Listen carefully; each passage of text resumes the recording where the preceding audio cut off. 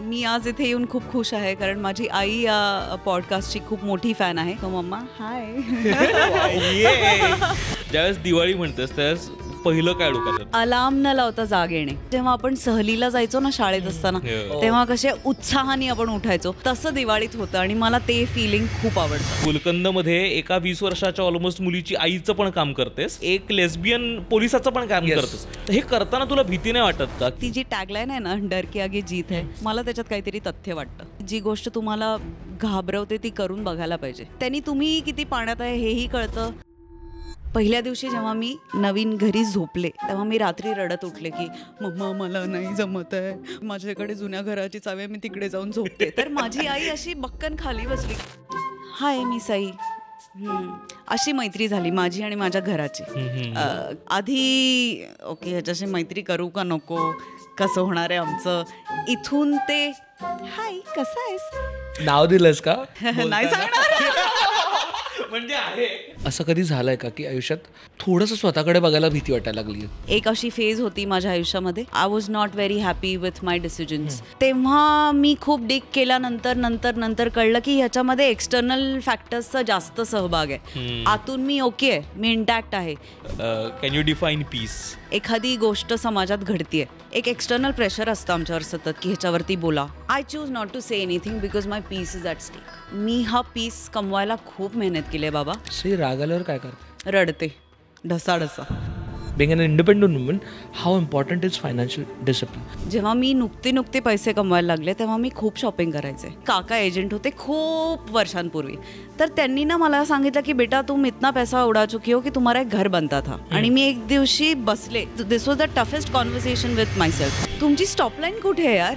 घर झालं, मला फार्म हाऊस पाहिजे, मग गाडी झाली, मग आता मला ट्रॅक्टर पाहिजे, मग जमीन झाली, आता मला दुसऱ्या शहरात घर पाहिजे. ह्याला एंड नाही आहे. आफ्टर अ पॉईंट तुम्हाला तुमची स्टॉपलाईन डिसाईड करावी लागेल. आणि मला हे सगळं एकदम क्लिअरली पॅराग्लायडिंगमुळे दिसू लागलं. इंडिपेंडंटचा मराठी अर्थ आहे स्वावलंबी. ह्याचा अर्थ असा नाही की मला कोणाची गरज नाही, अपोजिट नाहीये.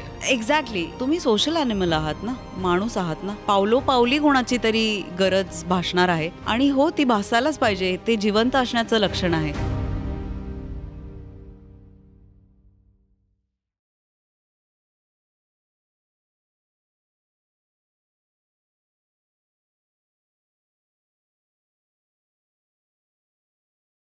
हॅलो हाय हॅलो नमस्कार. तुमच्या सगळ्यांचं मनापासून खूप खूप स्वागत आहे कॉटन किंग प्रस्तुत द मुक्त मुक शो म्हणजेच स्टार्टच्या या नव्या कोऱ्या एपिसोडमध्ये. आजचा एपिसोड खूप खूप खास आहे कारण अर्थात दिवाळी आहे आणि व्यक्ती पण खूप खास आहे. सई तुझं खूप खूप स्वागत आहे. मी ओळख काही करून देणार नाही आहे. हो ना, म्हणजे उगाच ओळख करून देताना मला ती नेहमीची ॲडजेक्टिव्ह वापरून ते पूर्ण त्याची जी काही वाट लावून टाकली आहे लोकांनी ती असं काही नाही म्हणायचं, हसून चालू करूया आपण. धन्यवाद. मी आज इथे येऊन खूप खुश आहे कारण माझी आई या पॉडकास्टची खूप मोठी फॅन आहे. जनरली तिला प्लीज करणं फार अवघड आहे, पण ती तुमची खूप मोठी फॅन आहे. सो मम्मा हाय. वेगळंच व्हॅलिडेशन मिळालंय, मजा वाटते मला. आणि तुम्हाला जर प्रीमियम शर्ट्स विकत घ्यायचे असतील तर कॉटन किंगने गीजा कलेक्शन लॉन्च केलंय. यासाठीची लिंक खाली दिलेली आहे आणि तुम्ही दुकानांमध्ये जाऊन सुद्धा हे प्रीमियम शर्ट्स विकत घेऊ शकता. आणि मला खूप भारी वाटतं की सांगलीची व्यक्ती असं पॉडकास्ट आणि मला खूप भारी वाटते इस्लामपूरची व्यक्ती इकडे काय. पण खूपच मजा येते. एकतर खूप दिवस आपण प्लॅन करतोय, म्हणजे ऑलमोस्ट बहुतेक वर्ष झालं आपण सईला चेस करतोय आणि आज फायनली सईसोबतचा हा पॉडकास्ट होतोय. तर वेलकम टू अमुक्त मुक सई. धन्यवाद, खूप खूप धन्यवाद आणि हॅपी दिवाळी. हॅपी दिवाळी.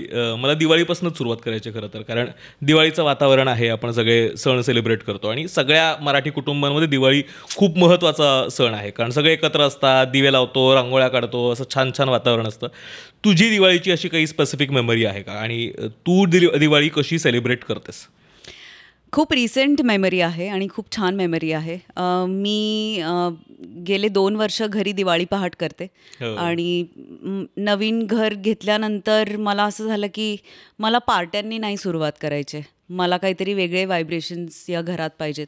तर मला दिवाळी पहाटची कॉन्सेप्ट आम्ही मित्र जमलेलो असताना एकत्रित सगळ्यांच्या डोक्यात आली आणि मी आणि माझा मित्र जो एक डिरेक्टर रायटर पण आहे ज्ञानेश जोटिंग, आम्ही दोघे मिळून ही दिवाळी पहाट क्युरेट करतो. पहिल्यांदा जेव्हा दिवाळी पहाट घरी झाली तेव्हा त्याचा मी एक्सपिरियन्स शब्दात नाही सांगू शकत. मला लक्षात आहे की how it made me feel आणि ते खूप स्पेशल होतं माझ्यासाठी. ह्यावर्षी 3रं वर्ष असणार आहे. तर शास्त्रीय संगीत, फराळ आणि ब्रेकफास्ट असा बेत असतो विथ चहा कॉफी. आणि सकाळी सकाळी 7:30 वाजता लोक सगळे नटून थटून घरी येतात आणि आम्ही मस्त एका शास्त्रीय संगीत सकाळीचा आस्वाद घेतो आणि दिवस अशा व्हायब्रेशन्सनी सुरू होतो. आणि दिवाळी हा माझा स्वतःचा खूप जास्त आवडता सण आहे, कारण दिवे असतात, दिव्यांचा सण आहे. मला असं वाटतं की दिवाळी हा असा सण आहे जिथे हवेमध्येच एक फेस्टिव्ह वातावरण असतं, आनंदाचं वातावरण असतं. तेव्हा कुठले नेगेटिव्ह थॉट्स प्रयत्न करून पण आपल्याला शिवत नाहीत आणि मला हा वेळ खूप आवडतो. तू लहानपणीची दिवाळीची काही आठवण आहे का? कारण का आय एम शुअर जेव्हा तू सांगलीत असताना दिवाळी सेलिब्रेट लहान असताना ते छोटे छोटे फटाके उडवणं आणि ते सगळं, अशा काही आठवणी आहेत का specifically Sangli related, Diwali related, लहानपण रिलेटेड? मला नागगोळ्या खूप आवडायच्या. खूप म्हणजे प्रचंड. तो एक फटाका मी खूप नागगोळ्या मी लहानपणी पेटवलेल्या आहेत. पण जशी मोठी झाले त्याचा धूर मला जास्त लक्षात राहू लागला आणि मग काही वर्षांनी फटाके बंद झाले. पण मी लहान असताना सुद्धा आवाजांच्या फटाक्यांची कधीच फॅन नव्हते. मला फुलबाजी, भुईचक्र, झाड असे फटाके खूप आवडायचे. आणि मला आठवतं एका दिवाळीत माझा पाय फ्रॅक्चर झाला होता, तरीही मी प्लास्टर लावून फटाके उडवत होते आणि that time was really special. केवढं इंटरेस्टिंग आहे. म्हणजे हे ऐकल्यानंतर पण मला डायरेक्ट डोळ्यासमोर दिवाळी उभी राहते. ज्यावेळेस दिवाळी म्हणतेस त्यावेळेस पहिलं काय डोक्यात येतं? म्हणजे फराळ असतो, फटाके असतात किंवा मित्रांना भेटणं असतं, असं दिवाळी म्हटलं की पहिलं काय येतं? अलार्म न लावता जाग येणे सकाळी भल्या पहाटे.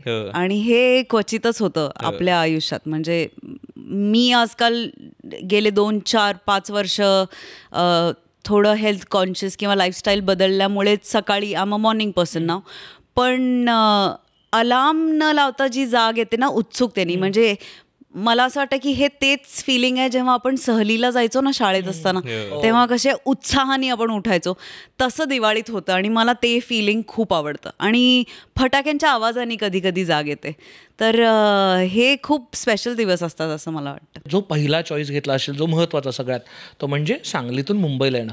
आणि ज्या वयात तू आलीस तो चॉईस, तो कम्फर्ट झोन सोडताना पण नाही का भीती? कारण लिटरली जेव्हा लोक घर सोडतात आणि जेव्हा तुम्ही कुठल्या तरी एका अशा फॅमिलीत नेतात जे सगळं सोफिस्टिकेटेड सेटल्ड आहे आणि ते सोडून येताना पोटात गोळा नाही का, आणि सतत तशा म्हणजे तेव्हा करताना चॉईस भीती असणं आणि आत्ता एखादी चॉईस करणं, when you are at a certain level, तो एका स्टेटस कोला आहे तेव्हा चॉईस कर. सो ती भीती पण बदलत गेली का या टप्प्यांमध्ये? मी तुला खरं सांगू का, मी जेव्हा मुंबईत आले तेव्हा मी I was like a baby. म्हणजे लहान मुलांना भीती नसते कशाची. किडा आला तरी ते उचलतात, इथे जाऊन गाडी येते जाते पडतात, त्यांना भीती ही क्रिएट होते नंतर, किंवा आजूबाजू आपणच भीती क्रिएट करतो. बाऊ येईल, हे येईल, हे होईल, बाऊ होईल, कोणीतरी येईल, हे आपण त्यांना देतो. सो मी तशी होते, मला भीती नाही वाटायची. आणि त्या मनस्थितीत, त्या मेंटल स्टेटमध्येच मी इथे आले. याला अजून एक कारण मे बी असं असू शकतं की मी मे महिन्यांच्या सुट्ट्यांमध्ये खूप यायचे मुंबईला, कारण माझे सख्खा मामा आणि मावशी मुंबईचे आहेत, ते मुंबईत स्थायिक आहेत. तर मी त्यांच्याकडे 1 महिना, 1.5 महिना पडीक असायचे. मला घरची आठवण वगैरे अजिबात यायची नाही. उलट मला असं व्हायचं परत कधी आता यायचं आहे. तर मला असं वाटतं की सुरुवातीपासूनच काहीतरी ह्या सिटीचं स्पिरिट म्हणा किंवा काहीतरी आवडत होतं. तेव्हा ते आर्टिक्युलेट करता येत नसेल, आता ते कळतंय काय होतं. पण त्या प्रेमापोटी मी इथे आले आणि थिंग्स हॅपन. मला आय थिंक मुंबईनी आपल्या फ्रेटर्निटीनी, माझ्या एकट्या राहण्यानी मला घडवलं. आणि मला असं वाटतंय फार सुंदर घडवलं आहे मला. म्हणजे कुठेही मला तुम्ही जर का सोडलं आणि मला तुम्ही सांगितलं की आता इथे तू 1 महिना, 1.5 महिना, 1 वर्ष काढून दाखव, तर मला आय थिंक काहीच प्रॉब्लेम असणार नाही. म्हणजे सांस स्टेटस को, सांस माय कार, सांस सुखसोयी, असं जर तुम्ही सांगितलं की आता तुला इथेच राहायचं आहे पुढचे महिनाभर, मी तिथे पण खुश असेन असं मला वाटतं. बापरे, मग हे खूपच ऐकताना इंटरेस्टिंग वाटतं. कारण ज्या पद्धतीनं तू या सगळ्याकडे बघते ना, तू आत्ता बोलताना एक इंटरेस्टिंग शब्द वापरा तो म्हणजे मी जेव्हापासून एकटी राहायला लागले तेव्हापासून आपण कदाचित एकटं राहणं आणि एकाकी असणं म्हणजे लोनलीनेस आणि काय स्वतःचा सॉलिट्यूड या दोन्ही गोष्टी खूप मिक्स करतो. पण तू स्वतः इंडिपेंडंट चॉईसेस करते सगळ्या गोष्टींचे. ह्या गोष्टी मी पण मिक्स केल्या होत्या, त्याच्यातूनच शिकून मी इथंपर्यंत पोचले. म्हणजे देअर वॉज अ टाईम जेव्हा लोनलीनेसनी मी खूप पछाडलेली होते. कधी कधी तुम्ही स्वतःशी कम्फर्टेबलच नसता किंवा तुम्हाला स्वतःची कंपनी आवडत नाही किंवा असं होतं की मला बोर होते तर स्वतःबरोबर. हा प्रवास झाल्याशिवाय स्वतःची कंपनी किती छान आहे हे कळत नाही.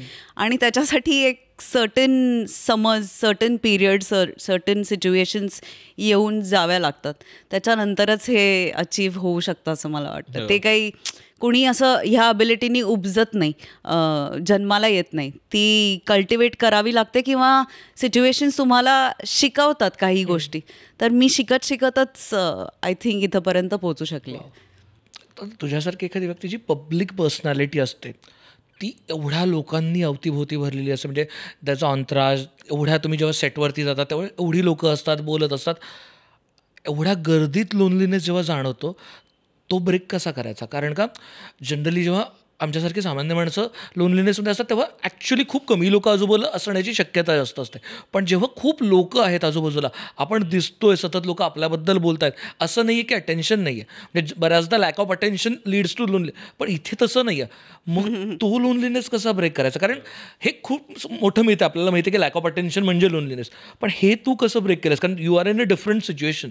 मला असं वाटतं की माय लोनलीनेस गॉट क्रिएटेड कसं, म्हणजे हे माझा अंदाज आहे, मलाही माहीत नाही.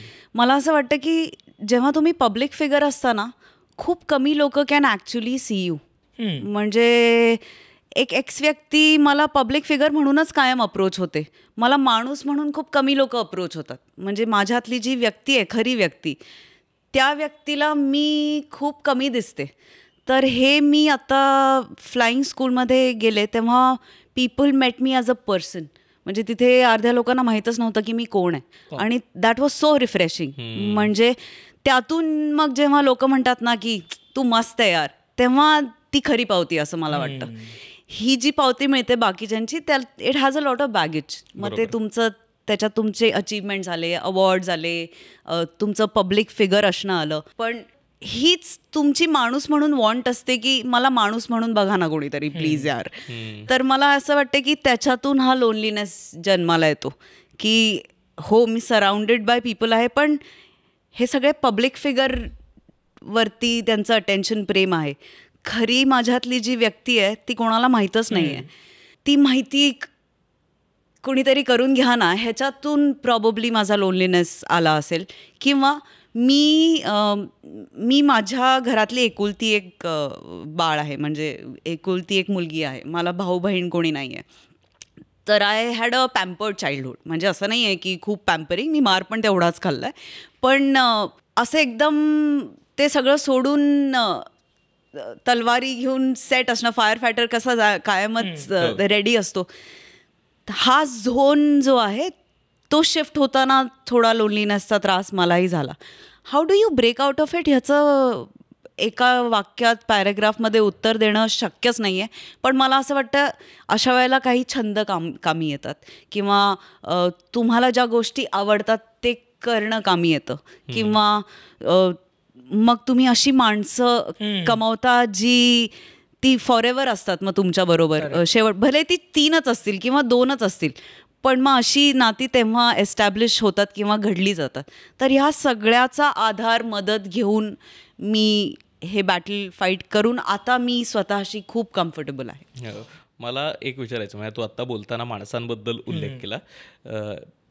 आपण मग कुठल्याही माणसाची जी जर्नी बघतो, म्हणजे तुझी तर तू ॲक्टर असल्यामुळे, आम्हाला सतत स्क्रीनवर दिसत असल्यामुळे तुझी जर्नी आम्हाला ॲक्टर म्हणूनची दिसते, कारण तू वेगवेगळी कामं केलीस, आम्हाला ती विजिबल आहे. जे आम्हाला दिसत नाही ती म्हणजे त्याच्या आजूबाजूला जे काही एक सपोर्ट सिस्टम असते, जे काही माणसं असतात आजूबाजूला, तर ती माणसं किती मॅटर करतात. कारण आम्ही मध्यंतरी एक हिरेमठ सरांसोबत, जे खूप मोठे कार्डिओलॉजिस्ट आहेत, त्यांच्यासोबत एक एपिसोड केला होता. त्यात WHO एक गाईडलाईन दिली आहे. त्याच्यात हेल्दी असण्याच्या काही पॅरामीटर्सपैकी एक पॅरामीटर आहे तुमचं क्लोज सर्कल किती चांगलं टाईट आहे. Most important. तर ते सर्कल तुझ्यासाठी काय मॅटर करतं, म्हणजे किती महत्त्वाचं आहे. आणि कारण आत्ता ज्या काइंड ऑफ जगात आपण जगतोय, आपण सतत इंस्टाग्राम, सतत फेसबुक, सतत सोशल मीडिया या काहीतरी एका अशा व्हर्च्युअल रियालिटीमध्ये जगतो. पण आपण ॲक्च्युअल किती मित्रांशी बोलतो, आपण ॲक्च्युअल किती लोक आपल्या आजूबाजूला आहेत जी आपण आपली म्हणू शकतो. मला मदत वाटली तर मी कोणाकडे जाऊन मागू शकतो. तर ते माणसं सोबत असणं खूप महत्त्वाचं. तर ती माणसं तुझ्यासाठी किती महत्त्वाची आहेत? सगळ्यात जास्त मला असं वाटतं ह्यांच्याशिवाय मी एक पाऊलसुद्धा टाकू शकत नाही आणि मला टाकायला आवडणारही नाही. मला असं वाटतं की माणसांची इन्व्हेस्टमेंट ही सगळ्यात तगडी इन्व्हेस्टमेंट आहे. म्हणजे ना ती कधी लॅप्स होऊ शकते, ना त्याचं कधी नुकसान होऊ शकतं, ना ती कोणी तुमच्याकडून खेचून घेऊ शकतं. तर मला असं वाटतं चांगले मित्र असणं हे खूप गरजेचं आहे, तुमच्या मेंटल हेल्थसाठी पण, तुमच्या ओव्हरऑल हेल्थसाठी पण. आणि आपण बऱ्याच वेळेला ना मदत मागायला कचरतो. तर मला असं वाटतं की एक्सेप्टन्स ही खूप मोठी क्वालिटी आपल्या सगळ्यांमध्ये असली पाहिजे. एक्सेप्टन्स असेल, तुम्ही कसे आहात, किंवा मला माझ्या काही सवयींचा एक्सेप्टन्स किंवा माझ्या स्वभावाचा एक्सेप्टन्स, ह्याच्यामधून मी माझ्या मैत्री आणि माझी माणसं जोडलेली आहेत आणि ती कायमची आहेत. आणि मला ती म्हणजे सगळ्यापेक्षाही ती महत्त्वाची वाटतात. 100%. म्हणजे कशापेक्षाही. बाकी नाती आपण चूज नाही करत. म्हणजे आपण आपले आईवडील, आपले भाऊ बहीण किंवा ही सगळी जी नाती आहेत, रक्ताची नाती आपण चूज नाहीत करत, ती ऑटोमॅटिकली येतात. पण मित्र आपण चूज करतो. मला असं वाटतं की जेव्हा आपण आपले मित्रमैत्रिणी सर्कल चूज करतो तेव्हा आपल्याला जज होण्याची भीती नसते, कारण ते आपण चूज केलेलं असतं. त्यामुळे आपण त्यांच्याकडे जास्त मोकळे ढाकळे असतो, जास्त फ्रँक असतो, जास्त निर्लज्ज असतो कधी कधी. तर अशी लोक असायला हवीत आयुष्यात. आणि मला ना खरं बोलणारी, आरसा दाखवणारी लोक जास्त आवडतात, कारण त्यांनी तुम्ही खूप रूटेड राहता. अजून एक गोष्ट ह्याच्यामध्ये इन्क्लूड करेन की कधी कधी असं होतं की तुमची जेव्हा चलती असते ना, तेव्हा तुमच्या कुठल्याही गोष्टीला लोक ओके, हां मस्त आहे हे बोलतात. तर तेव्हा ना ही माणसं आपल्याला सतत मिरर दाखवत असतात आणि त्याच्यामुळे आपल्याला एक हाइंडसाईटमध्ये एक आयडिया असते की हे बहुतेक गडबड आहे किंवा ह्याचा चेक असणं हे खूप गरजेचं आहे. म्हणजे तुम्ही जर का मित्रमंडळी तुमचे आहेत पण तुम्ही ते सगळेच हांजी हंजी करणारे असतील, सतत कौतुक करणारे असतील, तर मला असं वाटतं तुमची ग्रोथ थांबते, ती खुंटते. तर खरं स्पष्ट बोलणारी माणसं तुम्ही जवळ केली पाहिजेत, असे मित्रच जवळ केले पाहिजेत. आणि माझ्या आयुष्यात असे खूप मित्रमैत्रिणी आहेत, कारण मी स्वतः तशी आहे. म्हणजे मला असं वाटतं की it's never a one sided thing. तुम्ही it's a give and take ना at the end of the day. तर तुम्ही जसे आहात तसेच तुम्ही एनर्जीज अट्रॅक्ट करता असं मला वाटतं. तर मला असं वाटतं की मी स्वतः माणूस म्हणून खूप स्पष्ट बोलते. मी फार जज करत नाही कोणालाच, कुठल्याच पातळीवर. आणि मला असं वाटतं की मी तशीच लोकं माझ्या आयुष्यात ॲड केली आहेत आणि माझ्या आयुष्यात आहेत. लोकांना ना इंडिपेंडंट होणं म्हणजे मला कोणाची गरज नाही असं वाटतं. पण तू जेव्हा म्हणालीस की तुम्ही स्टार म्हणून एकटा कॅमेरासमोर उभा राहिला म्हणून तुम्ही स्टार नाही होत. 10 लोक आहेत, मेकअप दादा आहेत, कॅमेरामॅन आहे, डायरेक्टर आहे, रायटर आहे, एडीज आहेत, सगळे लोक आहेत म्हणून तुम्ही ते आहात. इंडिपेंडंट होताना बाकी लोक असणं आणि मी स्वतःच्या पायावरती उभं राहणं ह्यात गल्लत होते का बऱ्याच जणांची? इंडिपेंडंटचा मराठी अर्थ आहे स्वावलंबी. ह्याचा अर्थ असा नाही की मला कोणाची गरज नाही. पहिले तर अपोजिट नाही आहे. एक्झॅक्टली. इंडिपेंडंट असणं म्हणजे मी स्वतःची प्रॉपर काळजी घेऊ शकतो. याचा अर्थ असा नाही की आजारी पडल्यावर मला कोणाची गरज नाही आहे. ऑफकोर्स तुम्ही सोशल ॲनिमल आहात ना, माणूस आहात ना. तुम्हाला म्हणजे पावलोपावली कोणाची तरी गरज भासणार आहे. आणि हो, ती भासायलाच पाहिजे. ते जिवंत असण्याचं लक्षण आहे. जर गरजच नाही मला कोणाची, हा एक्स्ट्रीमिझम झाला. म्हणजे ते काही इंडिपेंडन्सचा आणि त्याचा काही कनेक्शन आहे असं मला वाटत नाही. आणि ऑफकोर्स मला असं वाटतं की तुम्ही तुमच्या लोकांच्या बळावरतीच इंडिपेंडंट होऊ शकता. तुम्हाला जर का सपोर्ट असेल तसा मेंटली इमोशनली तरच तुम्ही हे धाडस करू शकता ना. म्हणजे जर का माझ्या आईवडिलांनी म्हटलं असतं की नाही तू नाही जायचं मुंबईला, मी काहीच करू शकले नसते. किंवा जर का माझ्या आईनी माझ्यावर विश्वास टाकला नसता की एक तरुण मुलगी मुंबईला जायचं म्हणते, स्वतःच्या बळावर राहायचं म्हणते, तर मला असं वाटतं की that woman has sacrificed a great deal. आणि माझी काय बिशाद मग की ते मी सॅक्रिफाईस त्याचं चीज नाही करू. तर मला असं वाटतं ह्या सपोर्ट सिस्टीममुळे, ह्या मदतीच्या हातांमुळेच तुम्ही इंडिपेंडंट बनू शकता. म्हणजे हे किती हा विरोधाभास आहे खरं तर, की स्वतःची काळजी घेणं पण त्याला हातभार, पण this is reality, this is life. Interdependence. तू बऱ्याचदा म्हणजे जेव्हा जेव्हा तू बोलतेस, कुठले इंटरव्ह्यूज देतेस, तू आईबद्दल बोलतेस. तुमचं रिलेशनशिप एकतर कसं आहे आणि काय आहे नेमकं ते? म्हणजे अर्थात आई आपली आई असते आणि वगैरे वगैरे गोष्टी जे आपल्यासाठीची एक ती फिलिंग असते, आपला कम्फर्ट असतो, सगळंच असतं ते. What is your I for you?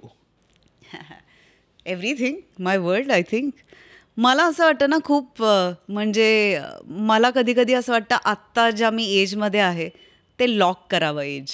कारण correct amount of experience, correct amount of wisdom, हे सगळं घेऊन मी आत्ता जगते. तर मला असं वाटतं की ह्याच टप्प्यावर म्हणजे पोस्ट 30-35 मी माझ्या आईला माणूस म्हणून बघू शकायला लागले.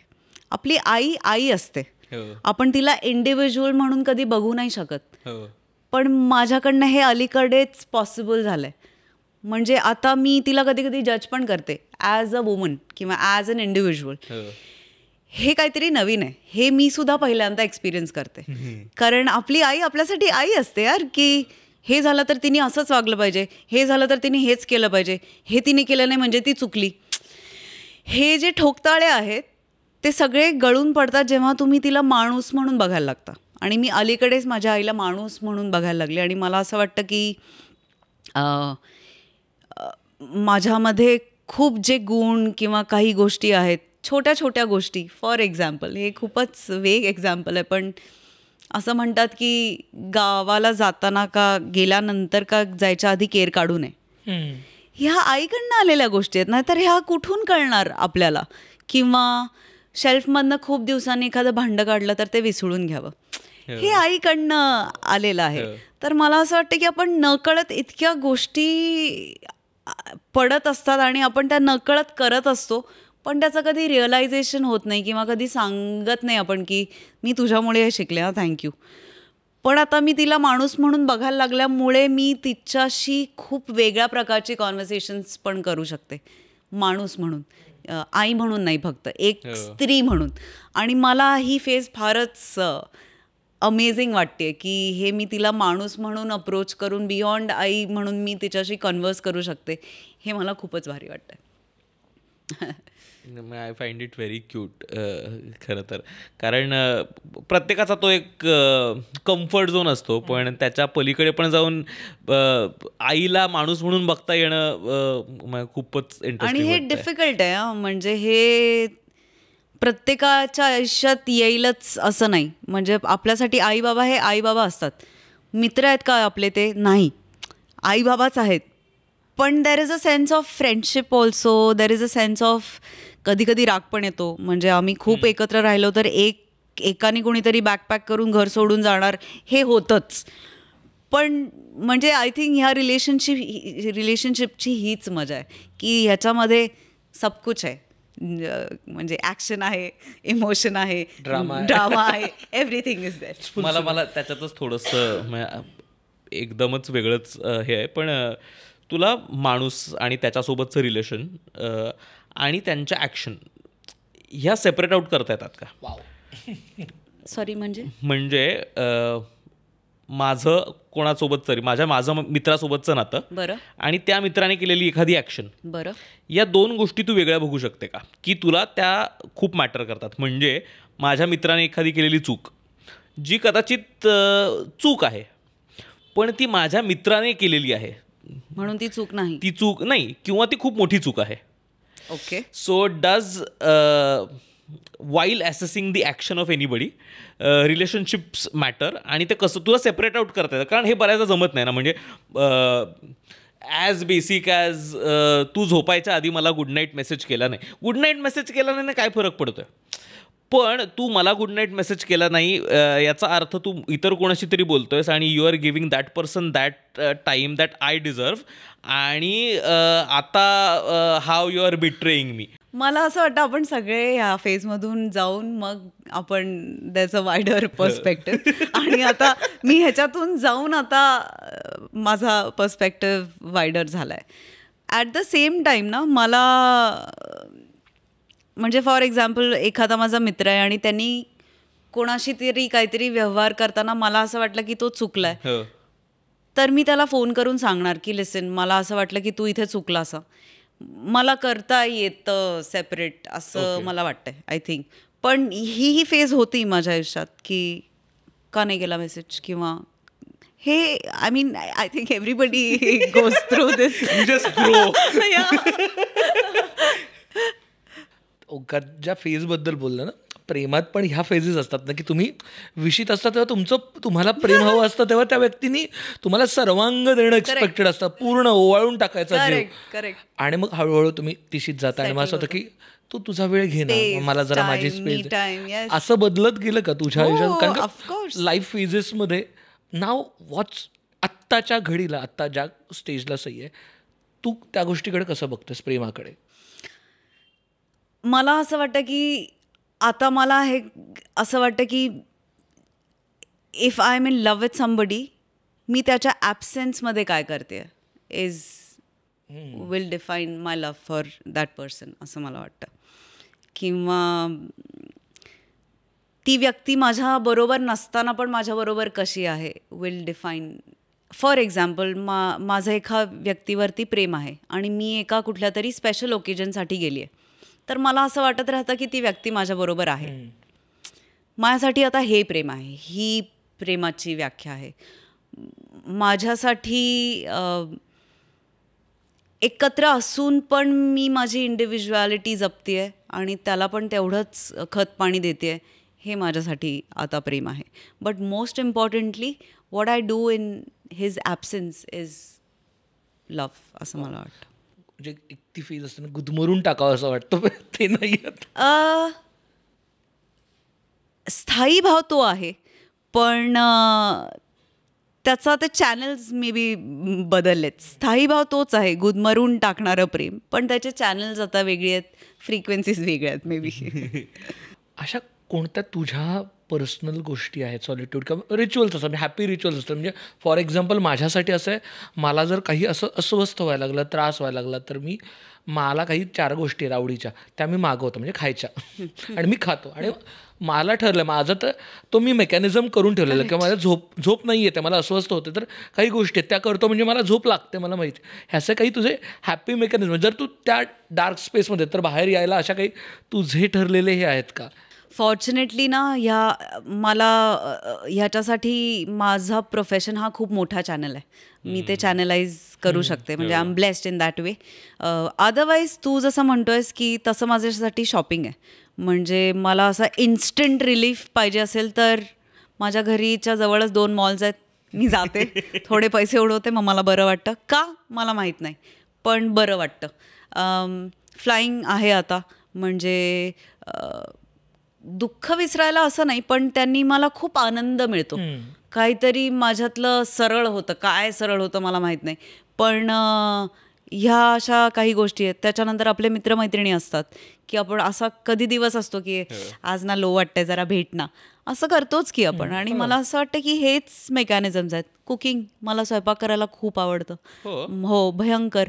मला लोकांना जेवायला घालायला खूप आवडतं, त्याच्यामुळे मला असं वाटतं की that is a great again mechanism to cope up with तुम्ही जे काही आहे तुमचं. कारण तुम्ही जेव्हा स्वयंपाक करत असता तेव्हा तुम्ही तुमच्याशी इंटरॅक्ट करत असता, तुम्ही तिथेही एकटे असतात. सो ती पण खूप कुकिंग इज मेडिटेशन फॉर मला ते थेरप्युटिक. येस, 100%. छान वाटतं. 100%. तुझी फेवरेट गोष्ट कोणती आहे, तू जी बनवतेस, तू स्वतः बनवते अशी? पिठलं, दुधातलं पिठलं. दुधातलं yes, Sangli special. Yes. So generally आपण पिठल्यात पाणी घालतो, डाळीच्या पिठात आम्ही दूध घालतो, दूध आणि पाणी मिक्स. पण ते फाटत नाही. सो त्याचा ट्रिक आणि टायमिंग आहे, करेक्ट टेम्परेचर आणि वेळ. सो दूध आणि पाणी घातल्यावर लगेच मीठ घालायचं म्हणजे ते फाटत नाही. आणि दूध आणि पाणी सेम टेम्परेचरचं असलं पाहिजे. सो ही ट्रिक आहे. त्याच्यानंतर मला टोमॅटोची भाजी खूप आवडते. टोमॅटो चटणी. येस, म्हणजे घालून की नाही घालून? शेंगदाण्याचं कूट घालून. Yes, of course. दडपे पोहे खूप आवडतात मला. चिकन पण मी बनवते, मी चिकन पास्ता पण बनवते, खूप गोष्टी बनवते. पण मला अशा आपल्या कम्युनिटीमधल्या ज्या गोष्टी आहेत ना, म्हणजे कोशिंबीर, कच्च्या टोमॅटोची कोशिंबीर किंवा बटाट्याचं भरीत, ह्या अशा गोष्टी खूप आवडतात. बटाट्याचं भरीत पण असतं? हो, येस, लाल मिरची घालून. सांगली स्पेशल काय काय करतात? सांगली स्पेशल हे पिठलं. त्याच्यानंतर ना माझी आई भेंडीच्या बियांची एक भाजी बनवते. Yes, that is to die for. म्हणजे मी ती अशी लिटरमध्ये खाऊ शकते भाजी. भेंडीच्या बिया असतात त्या, एकदम कवळ्या भेंडीच्या बिया असतात, त्याच्यापासून ही भाजी बनते. त्याच्यानंतर दोडक्यांच्या शिरांची चटणी. सो हे जे युनिक पदार्थ आहेत ना, ते मला खूप, शेंगदाण्याची चटणी किंवा ठेचा या खरडा आपण म्हणतो, अशा गोष्टी बनवायला खूप आवडतात. अशी कोणी व्यक्ती आहे का जी, समजा तुझा एखादा सिनेमा बघितला, जसं आता तू सांगितलंस, सिनेमा बघितला किंवा काही बघितलं काम आणि फोन करून शिव्या घातल्यात की काय केलं असेल? ललितनी मला मानवत नंतर फोन केला होता. मला म्हणाला, शेफ हे सगळं ठीक आहे, पण मला तुमचा मेकअप आणि हे जरा जास्तच प्रॉपर वाटलं. तर मी म्हटलं ओके शेफ, पॉईंट टेकन. आणि नंतर मग me with new set of eyes Manwat पुन्हा बघितली आणि आय गॉट हिज पॉईंट. मला असं वाटलं की त्यांनी बरोबर सांगितलं आणि मला कळलं तो काय म्हणतोय. सो 100% अशी लोकं आहेत. माझ्या आईने कित्येक वेळेला येऊन असं सांगितलं की हा रोल करायची काही गरज नव्हती, तुला कोणीही केला असता. तर एकदम असे शार्प खरे बोलणारे लोक माझ्या आयुष्यात असल्यामुळे ना, मला नाही वाटत की मी कधी हलू शकेन. आणि मी खूप ग्रेटफुल आहे या एका गोष्टीसाठी की असे स्पष्ट व्यक्ती माझ्या आयुष्यात आलेले आहेत. आणि मला असं वाटतं मीही कुठेतरी वेलकमिंग आहे की तुम्ही हे सांगू शकता मला, ह्याची समोरच्यानी पण तशी तयारी दाखवली पाहिजे, तेव्हाच ते घडू शकतं. आपण आता माणसांबद्दलच बोलतोय आणि जर म्हणजे आम्हाला जी सई माहिती आहे, जी तू दिसतेस आणि तू सांगतेस त्यातली सई, जर तुझ्या मित्रांना जर तुला डिस्क्राईब करायचं असेल तर how would they describe you? म्हणजे what is Sai for them? Hyper. माझी एक मैत्रीण मला वादळ म्हणते. का मला माहीत नाही, पण ती मला म्हणते की तुझी एनर्जी वादळासारखी आहे. तर शी कॉल्स मी वादळ. त्याच्यानंतर एक माझा मित्र आहे, तो मला म्हणतो की तू अशा गच्च भरलेला जार असतो ना, तो ओपन केला की प्रेम प्रेम प्रेम प्रेम प्रेम प्रेम प्रेम. तर असं पण कोणी मला म्हणतं. तर अशी खूप अनेक येडा झल्ली कोणी मला म्हणतं. सो असे खूप विशेषणं आहेत आणि मला ती सगळी आवडतात. आय थिंक गर्लफ्रेंडमधल्या कॅरेक्टर्सबद्दल नाही, पण हे कसं होतं ना, म्हणजे तू हे बोललास बरं झालं की पब्लिक फिगर जेव्हा आपण असतो ना, ती लाईन ना पर्सनल आणि प्रोफेशनलची ब्लर होते, खूपदा होते. आणि अलीकडेच मला त्यातलं फरक, अंतर मी रेकग्नाइज करू लागले. म्हणजे इतके वर्ष काम केल्यानंतर आत्ता मला ते करता येतं. ह्याचं मला आश्चर्य पण वाटतं, हसू पण येतं, वाईट पण वाटतं, सगळं मिक्स्ड इमोशन्स आहेत.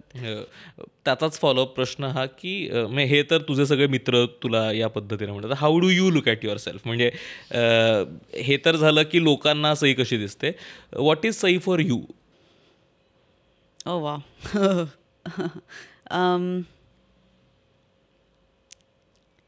मला असं वाटतं की माझ्यामध्ये एक स्पिरिट आहे जे अनब्रेकेबल आहे. म्हणजे मला असं वाटतं की कुठल्याही परिस्थितीतून मी गेले तरी मी परत उभी राहून आय विल वॉक. म्हणजे मी तुटणार नाही कधीच. म्हणजे जरी माझे 100 तुकडे झाले तरी मी ते एकत्र करून जोडेन. त्याला खूप वेळ लागला तरी चालेल, पण जोडेन आणि आय विल वॉक. हे एक आहे माझ्या आतमध्ये असं मला वाटतं. मला हॅपीनेस स्प्रेड करायला खूप आवडतो. म्हणजे मला असं वाटतं की लोकांच्या ओठांवरती स्माईल आली पाहिजे तुमच्या कंपनीमध्ये आणि तुम्ही गेल्यानंतरही. तर मी असं बघते स्वतःकडे आणि ह्या क्वालिटीज माझ्याकडे आहेत असं मला वाटतं. ॲट द सेम टाईम मला असं वाटतं मी खूप इम्पल्सिव्ह पण आहे. म्हणजे जर माझ्या मनात आलं तर मी ते करून मोकळी होते. कधी कधी विचार करून, कधी कधी न विचार करता. म्हणजे त्याच्या दोन्ही बाजू आहेत. कधी कधी it works in your favour, कधी इट डझंट. पण मग वेन इट डझंट तुम्ही ते मनवर करून you make it work in your favour. तर ह्या 3 क्वालिटीज माझ्यामध्ये आहेत असं मला वाटतं. म्हणजे तुला विचारणं खूप इंटरेस्टिंग वाटतं की what is growth for you. म्हणजे आम्हाला सई ग्रो होताना दिसते, आम्हाला सई मोठी होताना दिसते, वेगवेगळी कामं करताना दिसते, पण तुझ्यासाठीचे ग्रोथचे मार्कर्स काय? म्हणजे आम्हाला लोक, कारण मी तर खूप तिराहीत जे स्क्रीनवर दिसतंय किंवा काही गॉसिप कॉलम्समध्ये जेवढं येतं याच्या पलीकडे आम्हाला काहीच माहीत नाही आहे. आणि आम्ही त्याच्यावरनंच आमचे जजमेंट्स लावतो की हे असं असेल बरं का, हे असं चाललंय वगैरे वगैरे. पण तुझ्यासाठीची ती ग्रोथ, तुझ्यासाठीची ती प्रगती म्हणजे काय आहे? एक्सेप्टन्स हा त्याचा खूप मोठा भाग आहे ग्रोथचा असं मला वाटतं. नॉट सेटलिंग हेही एक त्याच्यामध्ये असू शकेल. त्याच्यानंतर आधी माझं मन ह्याच्यात रमायचं, आता माझं मन ह्याच्यात रमतं. हे सुद्धा ग्रोथचं साईन आहे असं मला वाटतं. फॉर एक्झाम्पल, आधी मला जेव्हा सुट्टी असायची 1-2 दिवस, मी दुसऱ्या दिवशी वेडी व्हायचे की आता काय असं व्हायचं. आता मला 4 दिवस सुट्टी मिळाली तरी माझं मन भरत नाही. मला असं वाटतं हे डिफरंट काइंड ऑफ ग्रोथ आहे ही. म्हणजे आधी 2 दिवस काही न केल्यानंतर मला गिल्ट यायचा. आता गिल्ट हा शब्दच नाही आहे माझ्या डिक्शनरीमध्ये. हे different kind of he growth आहे असं मला वाटतं. The only permanent thing is change, हे एक्सेप्ट करणं सुद्धा ग्रोथ आहे असं मला वाटतं. बाकी मटेरियलिस्टिक ग्रोथ प्रत्येकासाठी वेगवेगळी असू शकेल, पण इंटरनल ग्रोथचे हे मार्कर्स असू शकतात का ह्याचा तू आत्ता बोलतोयस तेव्हा विचार करते. पण हे असू शकेल कदाचित असं मला वाटतं. जेवढं आपल्याला दिलंय, मिळालंय, त्याच्याबद्दल ग्रॅटिट्यूड वाटणं किंवा त्याच्याबद्दल रिस्पेक्ट वाटणं ही सुद्धा एक प्रकारची ग्रोथ आहे असं मला वाटतं. कारण आपण आपल्या जेव्हा लेट 20s किंवा अर्ली 20s 30s असतो तेव्हा आपण एका वेगळ्या जोशाने पछाडलेलो असतो. आपल्याला कशाचंच काहीच, म्हणजे आत्ता मला काही सांगू ना, मला काम करायचं आहे, या झोनमध्ये आपण असतो. पण इट सेटल झाल्यानंतर तुम्हाला काय वाटतंय हे ग्रोथचं मार्कर असू शकेल की आता ओके, हे पण आहे, हे पण आहे, हे पण आहे. आता मी माझं आयुष्य कसं बघते किंवा कसं मी प्लॅन करते हे पण एक ग्रोथचा मार्कर असू शकेल. किंवा कारण जेव्हा आपण खूप इमोशन्स, फिलिंग्सनी असे भरलेलो असतो तेव्हा आपल्याला खरं काय वाटतं हे कळत नाही. ते खूप वेगवेगळ्या इमोशन्सवरती आपले फिलिंग्स किंवा आपले डिसिजन्स अवलंबून असतात. पण सगळं शांत झाल्यानंतर जे वाटतंय किंवा त्याच्यातून जे येतंय ते असू शकेल मे बी ग्रोथ बद्दल यासाठी विचारलं कारण मी आता तू घर घेतलंस आणि त्याचा जो एक इतका गोड व्हिडिओ केला होता यूट्यूबवरती आणि ते बघून असं वाटत होतं की म्हणजे I don't know you personally, I have never been around you, पण I feel part of that journey. म्हणजे मला असं वाटतंय की यार हे काय सुंदर आहे की मुंबईमध्ये स्वतःचं या पद्धतीचं घर घेता येणं, या पद्धतीचे वेगवेगळे, म्हणजे ऑफकोर्स आम्हाला माहिती आहे की ॲक्टर म्हणून तुम्हाला काय काय गोष्टींना सामोरं जायला लागतं, किती डिफिकल्ट जॉब असू शकतो. It is not a 9 to 5 job. तुम्हाला महिन्याचा ॲट दी एंड पगार येत नाही, पण त्यासोबत वेगवेगळ्या बऱ्याचशा गोष्टी येतात. तर ज्यावेळेस ते घराचा व्हिडिओ बघतो आणि तुझे ते एक्सप्रेशन्स बघतो त्यावेळेस असं वाटतं की यार हे खूप वेगळे, हे खूप छान आहे काहीतरी. तर व्हॉट वॉज दॅट मोमेंट, म्हणजे ते स्वतःचं घर घेणं वाला मोमेंट नेमका कसा होता आणि how is that important for you in general as Sai? घर तू घेतलंस पण सगळ्यांना आम्हाला आनंद आला तो व्हिडिओ. मला असं वाटतं की ह्या व्हिडिओ बनवायचा पर्पजच हा होता की माझ्यासारख्या अनेक मुलं असतील त्यांना हे वाटलं पाहिजे की मी पण हे करू शकतो किंवा मी पण हे करू शकते. तुम्ही जर का ठरवलं तर तुम्ही काहीही करू शकता. हे हे हे म्हणायला खूप म्हणजे हे घिसपिटं झालं आहे म्हणून, पण हे खरं आहे माहिती आहे. तुम्हाला खरंच एखादी गोष्ट करायची असेल ना तर माणूस करतो आणि हे खरं आहे तंतोतंत. मी फायनान्शियली डिसिप्लिन झाले घर घेतल्यानंतर. फायनान्शियल डिसिप्लिन आधी तेवढा नव्हता. घर घेतल्यानंतर मी फायनान्शियली डिसिप्लिन झाले.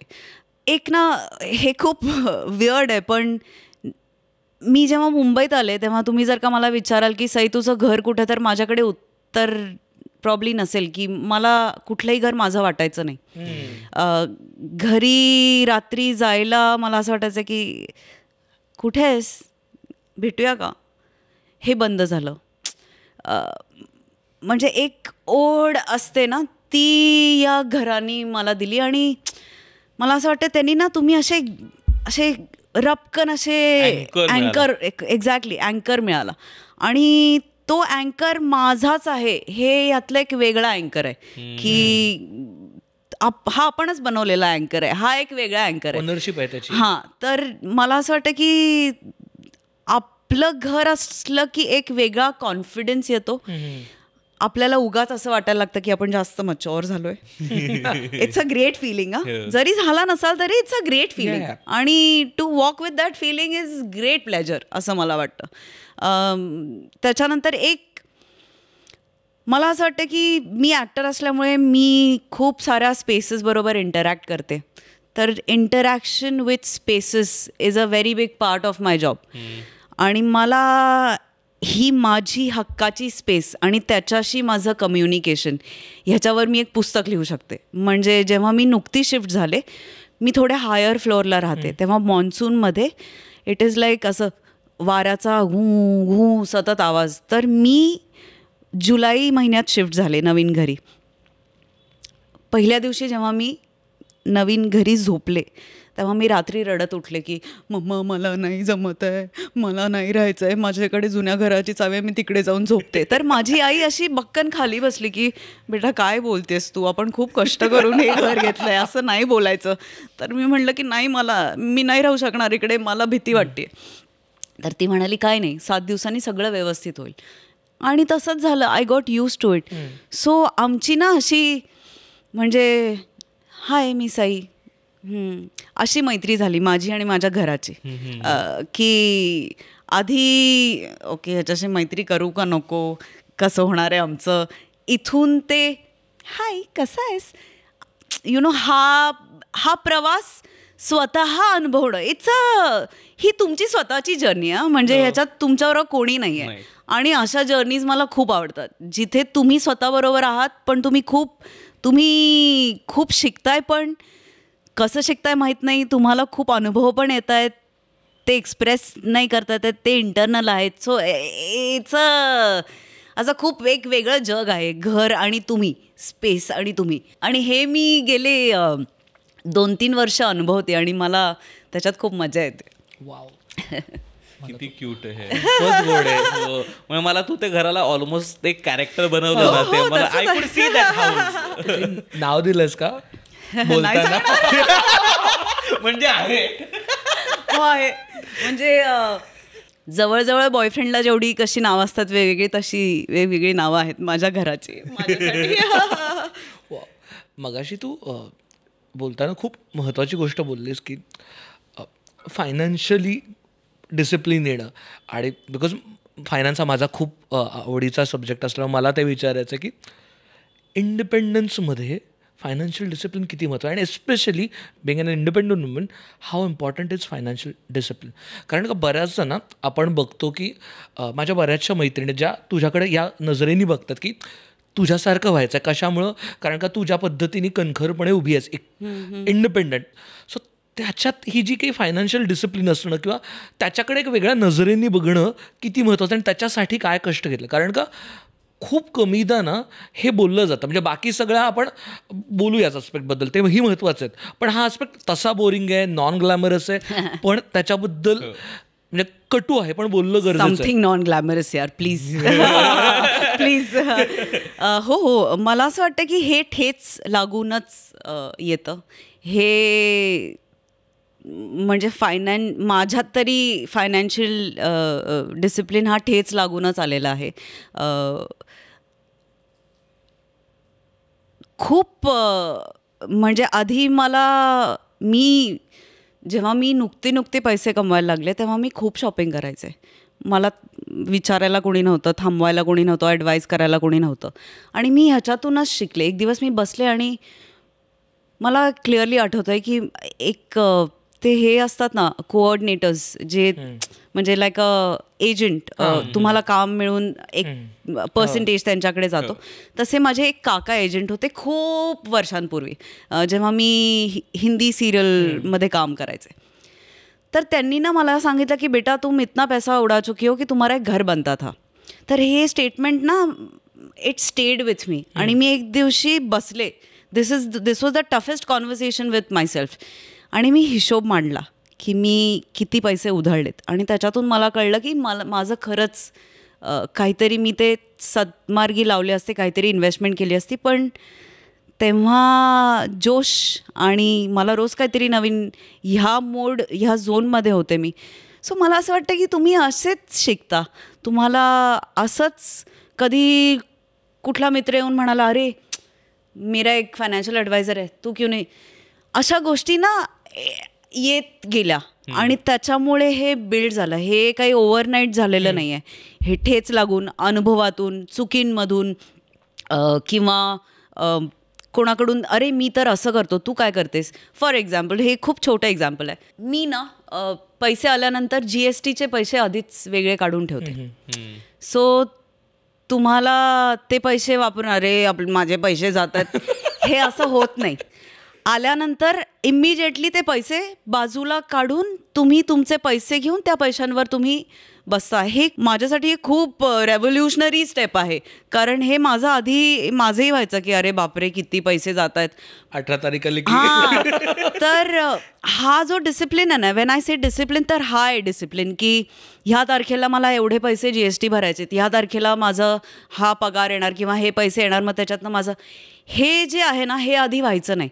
आधी राम भरोसे असायचं, आता खुद के भरोसे आहे. एवढाच त्याच्यातला डिफरन्स आहे. दुसरी गोष्ट, इंडिपेंडंट वुमन ह्याला थोडंसं नेगेटिव्ह कॉनोटेशन आहे. For I don't no Y, पण आहे. तर इंडिपेंडंट वुमन म्हणजे कोणाचं न ऐकणारी, कशालाही न जुमानणारी, रूल ब्रेकर, असं काहीही नाही आहे. इंडिपेंडंट वुमन म्हणजे तुम्ही स्वतःची काळजी इमोशनली, फायनान्शियली, फिजिकली घेऊ शकता स्वतःच्या बळावर. ही माझी इंडिपेंडंट वुमनची डेफिनेशन आहे. आणि मला असं वाटतं की कुठलीही व्यक्ती इंडिपेंडंट फायनान्शियली असू शकते किंवा इंडिपेंडंट असू शकते. त्याला मग स्त्री पुरुष जेंडरचा काही हे नाही आहे. खूप घरांमध्ये असं मी बघितलं आहे की हिशोबाचं काही असलं तर आमचे हे बघतात. तर नाही, नको, ह्यांच्या हातातून घ्या, त्याच्यातून ते शिका, त्याचं शिकण्याची तयारी पाहिजे. मला असं वाटतं की you should be open minded. तुम्ही कुठलीही गोष्ट कुठल्याही टप्प्याला शिकण्याची तुमची तयारी पाहिजे. म्हणजे मी आताच एक काहीतरी स्क्रोल करताना बघत होते की शिकल्याने आपण किती अज्ञानी आहोत हे पहिल्यांदा कळतं. मग त्याच्यानंतरची स्टेप आहे मला नॉलेज मिळालं, मग त्याच्यानंतरची स्टेप आहे मी ज्ञानी झाले आता. सो ह्याच्यामध्ये काहीच वावगं नाही आहे. आपण असू शकतो अज्ञानी खूप गोष्टींच्या बाबतीत. तर हो, मला यातलं काही कळत नाही, हा एक्सेप्टन्स खूप महत्त्वाचा आहे. तर मला सगळ्या महिलांना स्पेशली हे सांगायचं आहे की हे बघतात नाही, तुम्ही बघायला लागा, थोडं तुम्ही बघायला लागा. स्वतःसाठी एखादी वस्तू घेणं स्वतःच्या आनंदासाठी, ह्याच्यासारखा दुसरा मोठा आनंद नाही आहे. आणि मला असं वाटतं ना, एक ना स्वॅग येतो ह्यानी. तो काय स्वॅग आहे मी एक्सप्लेन नाही करू शकत, पण जेव्हा तुम्ही स्वतःसाठी स्वतःच्या बळावर एखादी वस्तू विकत घेता मटेरियलिस्टिकली, तेव्हा एक स्वॅग येतो यार. आणि तो स्वॅग प्रत्येक म्हणजे एव्हरीबडी डिझर्व्स दॅट स्वॅग. आणि मला असं वाटतं की सगळ्यांकडे ती खरं तर कपॅसिटी आहे, ती फक्त तुम्हाला पुल करून बाहेर आणायची, ती आणलीच पाहिजे असं मला वाटतं. वेगळं आहे असं वाटतं ना स्वतःसाठी. अगदी घड्याळापासून सुरुवात. म्हणजे स्टीलचं भांडं साधं, पळी किंवा एखादी पाटी किंवा मोठं भांडं, ह्याच्यापासून सुरुवात करा. पण हे मी आज स्वतःसाठी घेतलं, ह्याच्यामधला आनंद हा इनकम्पॅरेबल आहे असं मला वाटतं. मला त्यालाच थोडंसं पुढे नेत हे विचारायचं आहे की म्हणजे ज्या पद्धतीची तू आहेस, सई म्हणून जी आहेस, तू नवीन गोष्टी सुरू करताना चला करूयात, लेट्स डू इट, हेजिटेट खूप कमी करते. हो. हां, आणि हा खूप लोकांचा खूप मोठा प्रॉब्लेम असतो की ना मला काहीतरी नवीन करायचं आहे, नाही बाबा, मग आपण सेल्फ डाऊट करतो, सेल्फ क्वेश्चन करतो की मला जमेल का, मग मग काय गरज आहे आत्ता, किंवा या वयात काय करण्याची गरज आहे, मग माझा शरीराचा आकार कसा आहे, मी आता हे केलं पाहिजे का नाही पाहिजे, पासून अनेक प्रश्न. म्हणजे आम्ही पण पॉडकास्ट करताना आम्हाला असं झालं की केलं पाहिजे का, पण की नाही करूयात ना, म्हणजे कायच फरक पडेल, शिकूयात, करता करता शिकेल ना. तर ज्यावेळेस कुणीही कुठली नवीन गोष्ट सुरू करते, कारण you are sort of a master in that, कारण तू सतत काहीतरी नवीन करत असते, सतत काहीतरी नवीन शोधतीयस. How do you get over that hesitation, ज्यावेळेस आपला स्वतःच मला माहिती आहे की मी एकदा करायला लागलो ना की मला कदाचित जमेल, पण मला सुरुवातच करता येत नाहीये, तर how do you deal with that hesitation, का you don't have that no hesitation actually. Honestly there is no hesitation. म्हणजे मला असं वाटतं की एक दोनदा जर माझ्या मनाने किंवा इन्स्टिंक्टने सांगितलं की हॅलो हे कर ना, तर मी तिसऱ्यांदा म्हणजे आय जस्ट जम्प. मला असं होतं की दोनदा आवाज आला यार, आता केलं पाहिजे, म्हणजे हां एक्झॅक्टली. तर there is no hesitation honestly. आणि हा स्वभावाचा भाग असू शकतो. म्हणजे मला असं वाटतं की हा स्वभावाचाच भाग आहे रादर, कारण एवढं फिअरलेस असणं हे माझ्या वडिलांकडून, प्रॉब्ली वडील आई दोघांकडून ही क्वालिटी आली असेल, कारण माझे वडील मर्चंट नेव्हीमध्ये होते आणि he had his on set of adventure sports. म्हणजे पुलावरून उडी मारणे, अख्खं गाव नदीतून क्रॉस करून स्विमिंग करत येणे, असे वेगळे वेगळे काहीतरी गोष्टी. तर हे कुठनं तरी माझ्या जीन्समध्ये आलेलं आहे असं मला वाटतं. कारण मला इथे जायचं आहे की how do you way your choices. म्हणजे मला आत्ता जर माझ्यासमोर हे 2 निर्णय आहेत किंवा 2 चॉईसेस दिलेले आहेत, 2 रस्ते आहेत, तर मला ऑलरेडी मी कॅल्क्युलेटिव्ह बनणार. मी एक आत्ता आहे त्या कम्फर्टच्या बाहेर जायचं आहे का नाही करायचं आहे काहीतरी नवीन, आणि मग मी रेजिस्ट करणार स्वतःला ह्या गोष्टी करता. कुठली नवीन गोष्ट सुरू करताना how do you way your choices, की काय काय मापदंड लावतेस त्याला? माझा एक सिम्पल क्रायटेरिया आहे, मला ह्यातून आनंद मिळणार आहे का, बस, दॅट्स इट. बाकी माझ्यासाठी काही मॅटर करत नाही. मला ह्यातून आनंद मिळणार आहे का, आणि मला ह्यातून मनशांती मिळणार आहे का. ह्या 2 गोष्टी जर ओके असतील तर मग मला बाकीच्या गोष्टी एक्सटर्नल वाटतात. पण आनंद मिळणे किंवा समाधान मिळणे हे माझ्यासाठी खूप इम्पॉर्टंट आहे. आणि अलीकडे हे झालं आहे की I am choosing peace over anything. हे खूप फ्रिक्वेन्सी ह्याची वाढली आहे. आधी असं नव्हतं, पण हे एक्सपिरियन्सनी खूप काम करून आलेलं आहे. पण आनंद मिळणार आहे का is the only criteria. You say की I am choosing peace over anything, what do you really mean? म्हणजे can you define peace? Sometimes काही माध्यमं, काही एक्सटर्नल गोष्टी want you to engage in certain conversations, communications, ज्यांनी तुमचा peace disturb व्हायची शक्यता असते. फॉर एक्झाम्पल, एखादी गोष्ट समाजात घडतीये, एक एक्सटर्नल प्रेशर असतं आमच्यावर सतत की ह्याच्यावरती बोला, ह्याच्यावरती पोस्ट करा, ह्याच्यावरती. I choose not to say anything because my peace is at stake. मी हा पीस कमवायला खूप मेहनत केली आहे बाबा. आता इथे कोणीच माझ्या आणि माझ्या पीसमध्ये कोणीही नाही येऊ शकत. म्हणून मी म्हणते की आय चूज पीस. एखादी गोष्ट जर का ज्यांनी मला त्रास होणार असेल, त्यांनी मला पैसे मिळणार आहेत खूप, पण माझा पीस कॉम्प्रोमाइज होणार असेल, तर मी आय विल चूज पीस. आणि हे खूप अलीकडे आलेलं आहे आणि हे खूप धक्के खाऊन, ठेच लागून आलेलं आहे. त्याच्यामुळे ही खरी कमाई आहे आणि ती मी डिस्टर्ब करू नाही इच्छित असं मला वाटतं. यातूनच काही गोष्टी ज्या ॲडव्हेंचरस तू आत्ता ट्राय आउट करतेस, म्हणजे आय हर्ड की तू कमर्शियल पायलट बनायचा ट्राय करतेस. खरं आहे काय? हो हो. रिली? हो. मला मी आता असं एक फेज आली होती जिथे मला असं वाटत होतं की देर इज स्टॅग्नन्सी, की स्वतःचं काम नाही आवडत आहे, सतत असा मूड आहे. तर मला ह्याचं कारण कळत नव्हतं की हे काय आहे. आणि मग आय डिसायडेड टू पॅराग्लाईड. माझे 3 दिवस सुरुवातीचे ट्रेनिंगमध्ये ह्याच्यात गेले की हो मला लागलं तर, हो माझ्या चेहऱ्याला काय झालं तर, Exactly. हा माझं काय तुटलं तर. पण ही फिअर मला नको होती, कारण ही जर का सतत फिअर मी अशी, तर मी काहीच करू शकणार नाही मग. आणि मी मला असं वाटतं की मी खूप माझ्या पर्सनॅलिटीला साजेसा स्पोर्ट चूज केला. It's an adventure sport. तुम्ही नेचरशी डायरेक्ट कॉन्टॅक्टमध्ये असता, त्यामुळे it's sort of therapeutic meditative also. आणि इट्स अन एक्सपिरियन्शियल स्पोर्ट. म्हणजे तुम्ही एक फ्लाईट केल्यानंतर तुम्हाला दुसरी फ्लाईट, आता मी असं करणार. ती फ्लाईट केल्यानंतर मी आता नेक्स्ट फ्लाईटमध्ये असं करणार. सो हे लर्निंग ना कधी थांबतच नाही त्याच्यामध्ये. आणि असं होत नाही कधीच फ्लाईंगमध्ये की आता मला सगळं येतंय, असं कधीच होऊ शकत नाही. कारण तुम्ही डायरेक्ट विंडशी, म्हणजे you are almost at mercy of nature, God, आणि तुम्ही त्याच्याप्रमाणे तुमचा स्किलसेट मनवर करताय ऑलमोस्ट. तर ते कधीच प्रेडिक्टेबल नसणार आहे, ते कायम अनप्रेडिक्टेबल असणार आहे. आणि मला असं वाटतं की त्याच्यातून लाईफ लर्निंग्स खूप आहेत, की तुम्ही पॅनिक सिच्युएशनमध्ये काय करता, किंवा तुम्ही पॅनिक झाल्यावर हवेत कसे रिॲक्ट होत आहे. मला हे कळलं की माझ्या आयुष्यातली खूप जी एन्झायटी आहे ती सेल्फ इन्फ्युज्ड आहे. ती खरं तर अस्तित्वात नाही आहे, ती मी बनवलेली आहे. हे मी पॅराग्लायडिंग करायला लागल्यानंतर मला कळलं. स्वतःची भूतं मारली. येस. कसं एक्झाम्पल देऊन सांगते की आमच्या आयुष्यात ना असं खूप होतं की यार हा इव्हेंट आहे, मला ना इथे असायचं आहे, आता मला काहीही फरक पडत नाही. मला असं होतं की हां ठीक आहे, मला नाही जमणार आहे, किंवा मी शूट करते, किंवा हां ठीक आहे यार. हे आधी व्हायचं नाही. आता I am so much at peace with my self.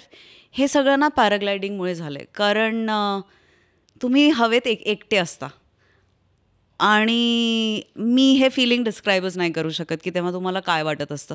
तुमच्या हरायझनमध्ये सूर्य असतो कधी कधी, कधी कधी खाली समुद्र असतो, आणि तुम्हाला असं वाटतं की हे काय आहे, माझं काय चाललं आहे, आणि कसला माझं आहे, किंवा कसली हव आहे, किंवा कसले हे सतत पाहिजे पाहिजे पाहिजे, हे काय आहे. आपण काजवे आहोत. काजव्यापेक्षाही मॉलिक्यूल आहोत आपण, असं मला वाटतं.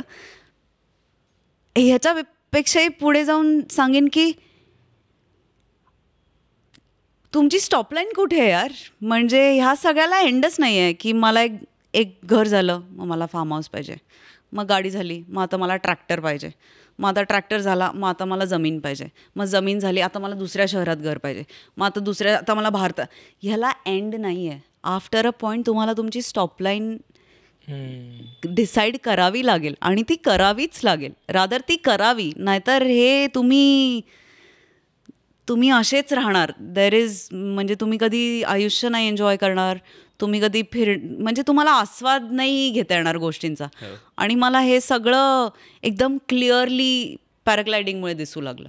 हे काय सुंदर विजडम आहे. हो, विजडम आहे, खरंच आहे. आणि मला आय डिड नॉट एक्सपेक्ट की हे मला शिकायला मिळेल. म्हणजे मी कुठल्या तरी वेगळ्या गोष्टीसाठी गेले होते, पण मी एक वेगळंच काहीतरी बरोबर घेऊन आले. पण तू याला इंट्रोड्यूस कशी झाली, म्हणजे आणि कधीपासून करते? रँडमली. माझ्या आयुष्यातल्या सगळ्यात महत्त्वाच्या गोष्टी रँडमली झालेल्या आहेत. माझा एक DOP मित्र आहे माझा, सुकेश विश्वनाथ म्हणून. त्याची पण जर्नी अशी क्रेझी आहे. तो आधी स्कुबा डायव्हर होता, he has a degree, then now he is a DOP. आधी तो अंडर वॉटर शूट करायचा, now is a proper DOP. त्याच्या घरी मी एकदा गेले होते, आमचं पॅकअप झालं होतं, आणि असंच वी वर चिलिंग, आणि त्यांनी मला त्याचा व्हिडिओ दाखवला पॅराग्लायडिंगचा. म्हटलं अरे हे कुठे आहे? तो म्हणाला इथे कामशेतला. म्हटलं काय कामशेतला? म्हणाला हो. मी म्हटलं 2.5 तासावरती हेवन आहे, आणि मी का वंचित आहे त्याच्यापासून. असं म्हणून आय एनरोल्ड माय सेल्फ. मी 26 डिसेंबर 2024ला आय एनरोल्ड माय सेल्फ, आणि 1 जानेवारी 2025ला मी माझी फर्स्ट सोलो फ्लाईट केली. And it was fantastic. खूप मजा आली मला. किती फुटावरती तुम्ही उडता साधारण? डिपेंड्स. तुम्ही जेव्हा सुरू करता तेव्हा साधारण 80-100, मग यू गो 300, 600, 800, मग there is sky is the limit. खऱ्या अर्थाने what are you afraid of? म्हणजे स्नेक्स. सापाची भीती? स्नेक्स आणि ते मोठे कोळी असतात ना. हो, स्पायडर्स. लाईफमध्ये विचारतोयस का जनरली? तू however you want to take it.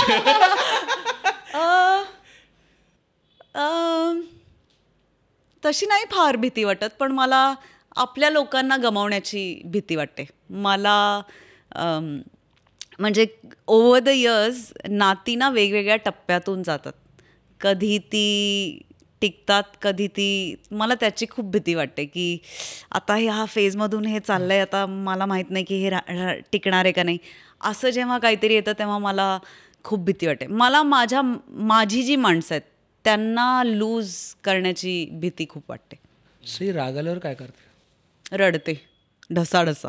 मला राग आल्यावर काय, म्हणजे I am like a kid, clueless kid. मला कळत नाही काय करायचं. म्हणजे अजूनही कधी कधी मला भूक लागली असेल आणि मी चिडचिड करत असेल, माझी आई सांगते हॅलो तुला भूक लागली आहे खा, म्हणजे चिडचिड कमी करशील. You know, it's like that.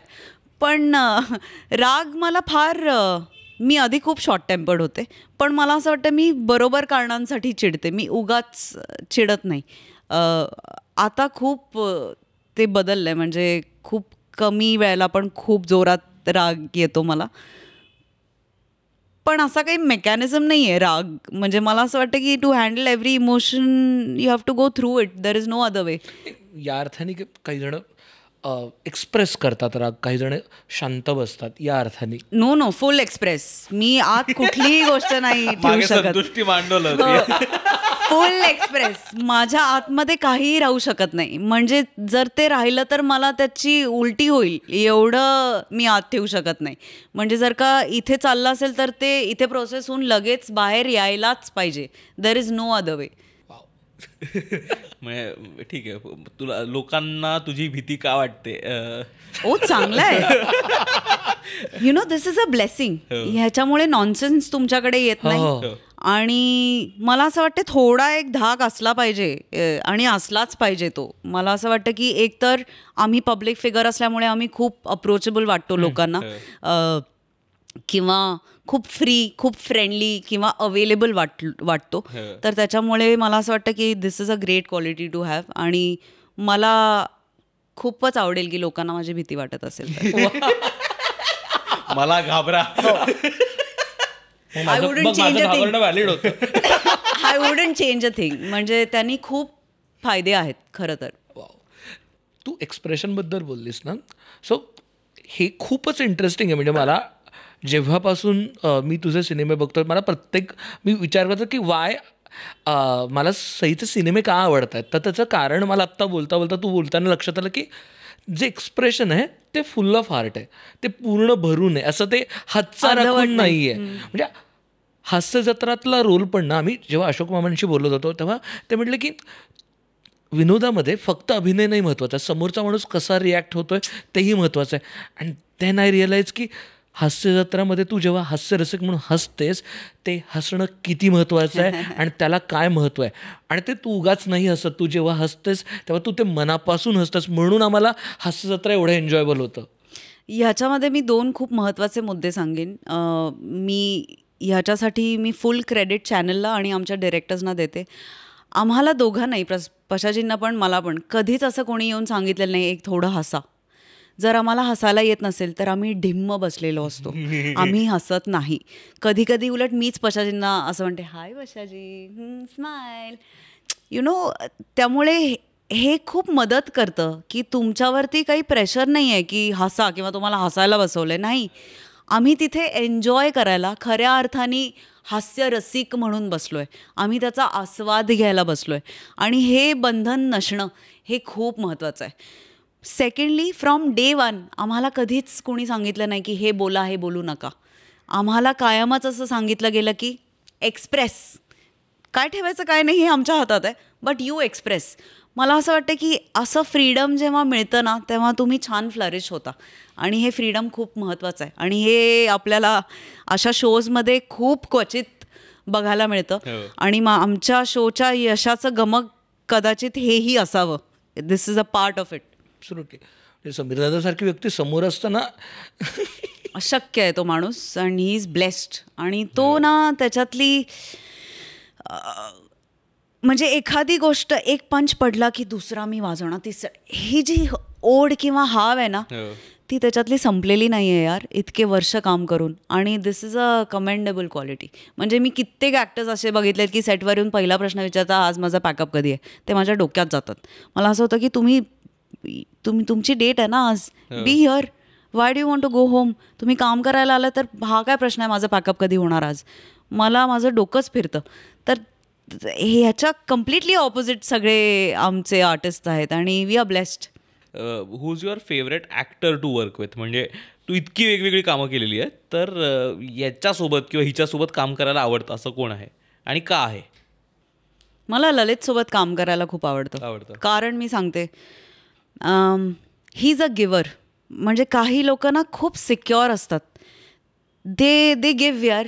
म्हणजे त्यांना काही पडलेली नसते की ओ हिचा क्लोज आहे, आता हिचं चांगलं होईल, मी आता, हा विचार हे डोक्यात पण येत नाही, त्याला शिवत पण नाही. मला तसं सिद्धार्थ चांदेकर बरोबर पण काम करायला आवडतं. He is also a giver. म्हणजे मला ती लोक आवडतात जी प्रोजेक्ट चांगला व्हायसाठी विचार करतात, नॉट की माझं काम चांगलं झालं पाहिजे. मला असं वाटतं की look at a bigger picture. तुम्ही जर का एकटे कॅमेरासमोर उभे राहिलात तर तुम्ही you can't do jack shit. कारण तुम्हाला मेकअप, हेअर, कपडेपट, लाईट ह्याच्याशिवाय तुम्ही काहीही करू शकत नाही स्वतः एकटे. तर मला ह्या 2 व्यक्तींबरोबर काम करायला आवडतं. मला फिमेल ॲक्टर्स प्रियाबरोबर काम करायला आवडतं. It's fun working with her. तिची काम करण्याची पद्धत वेगळी आहे, माझी वेगळी आहे, त्यामुळे एक नवीन स्टाईल एक्सप्लोअर होते. मुक्तीबरोबर मी खूप आधी काम केलं आहे मुक्ताबरोबर, पण मला तिच्याबरोबर पुन्हा काम करायला खूप आवडेल, खूप मजा येईल. मला नम्रताबरोबर काम करायला आवडेल. संबेराव, शी इज अ ब्लडी क्रॅकर. मला ती खूप आवडते. आणि म्हणजे ना तुमची दमछाक झाली पाहिजे समोरच्या ॲक्टरमुळे. असे ॲक्टर्स मला खूप आवडतात. पंकजीत असे आहेत. कृती पण मला आवडते, खरी मुलगी आहे, म्हणजे खूप खरी मुलगी आहे. कृतीसोबत काम करायला मला खूप मजा आली. मला परत तिच्यासोबत काम करायला खूप आवडेल. मला अंजलीसोबत काम करायला पण खूप मजा आली डबा काटेलमध्ये. ती पण अशी एकदम इझी छान मुलगी आहे. आणि डायरेक्टर देर आर लॉट्स. ज्ञानेशबरोबर मी खूप वर्ष काम नाही केलं आहे. पेटपुराणला आय थिंक 4-5 वर्ष झाली. मला त्याच्याबरोबर काम पुन्हा करायला आवडेल. गजेंद्र अहिरे सरांबरोबर मला काम करायला आवडतं. म्हणजे मला माहीत नाही, ते काहीतरी एक नवीन माझ्यातलं प्रत्येक वेळेला he manages to pull something new out from me, आणि मला ते भयंकर आवडतं. मला चैतन्य ताम्हाणेबरोबर डेस्परेटली काम करायचं आहे. मी चैतन्याला दरवर्षी मेसेज करते 1 जानेवारीला की हाय चैतन्य, कसा आहेस, काही असेल तर नक्की सांग.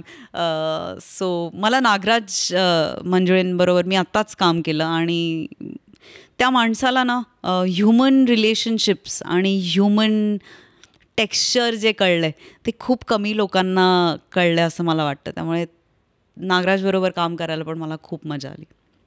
आम्हाला तर सईची माहिती आहे, ती फिअर्स सई, जी खूप इंटरेस्टिंग चॉईसेस करते तिच्या करिअरमधले, आणि आपण सगळ्यांनी त्या चॉईसेस आम्ही बघितलेत आणि आम्हाला खूप आवडतात तुझ्या बाबतीतचं. म्हणजे आत्ता आपण इंडिपेंडंट मुली आणि या सगळ्यांबद्दल ज्यावेळेस बोलतो, तर इंडिपेंडंट मुलगी म्हटलं की पहिली तू डोळ्यासमोर येतेस, कारण तू ती आहेस. म्हणजे आणि तू त्या तुझ्या चॉईसेसमध्ये दाखवतेस. म्हणजे ज्या पद्धतीच्या फिल्म्स तू निवडतेस, ज्या पद्धतीची कामं तू करतेस, मग फिल्म असेल किंवा वेब असेल किंवा टी व्हीवरचा एखादा शो असेल, तू सगळं करतेस, आम्हाला सगळीकडे दिसतेस.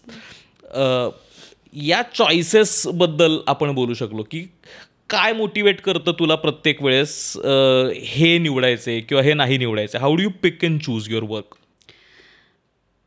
मला तीच गोष्ट परत परत करायला आवडत नाही, आणि मी म्हणजे कम्फर्ट झोनमध्ये फार काळ मी सेटल्ड नाही राहू शकत. मी तशीच रेस्टलेस व्यक्ती आहे. त्यामुळे मला असं वाटतं की मला काहीतरी करत राहिलं पाहिजे, हा एक स्थायी भाव आहे माझा. त्याच्यातून एवढं सगळं काम घडलं आहे प्रॉबेबली.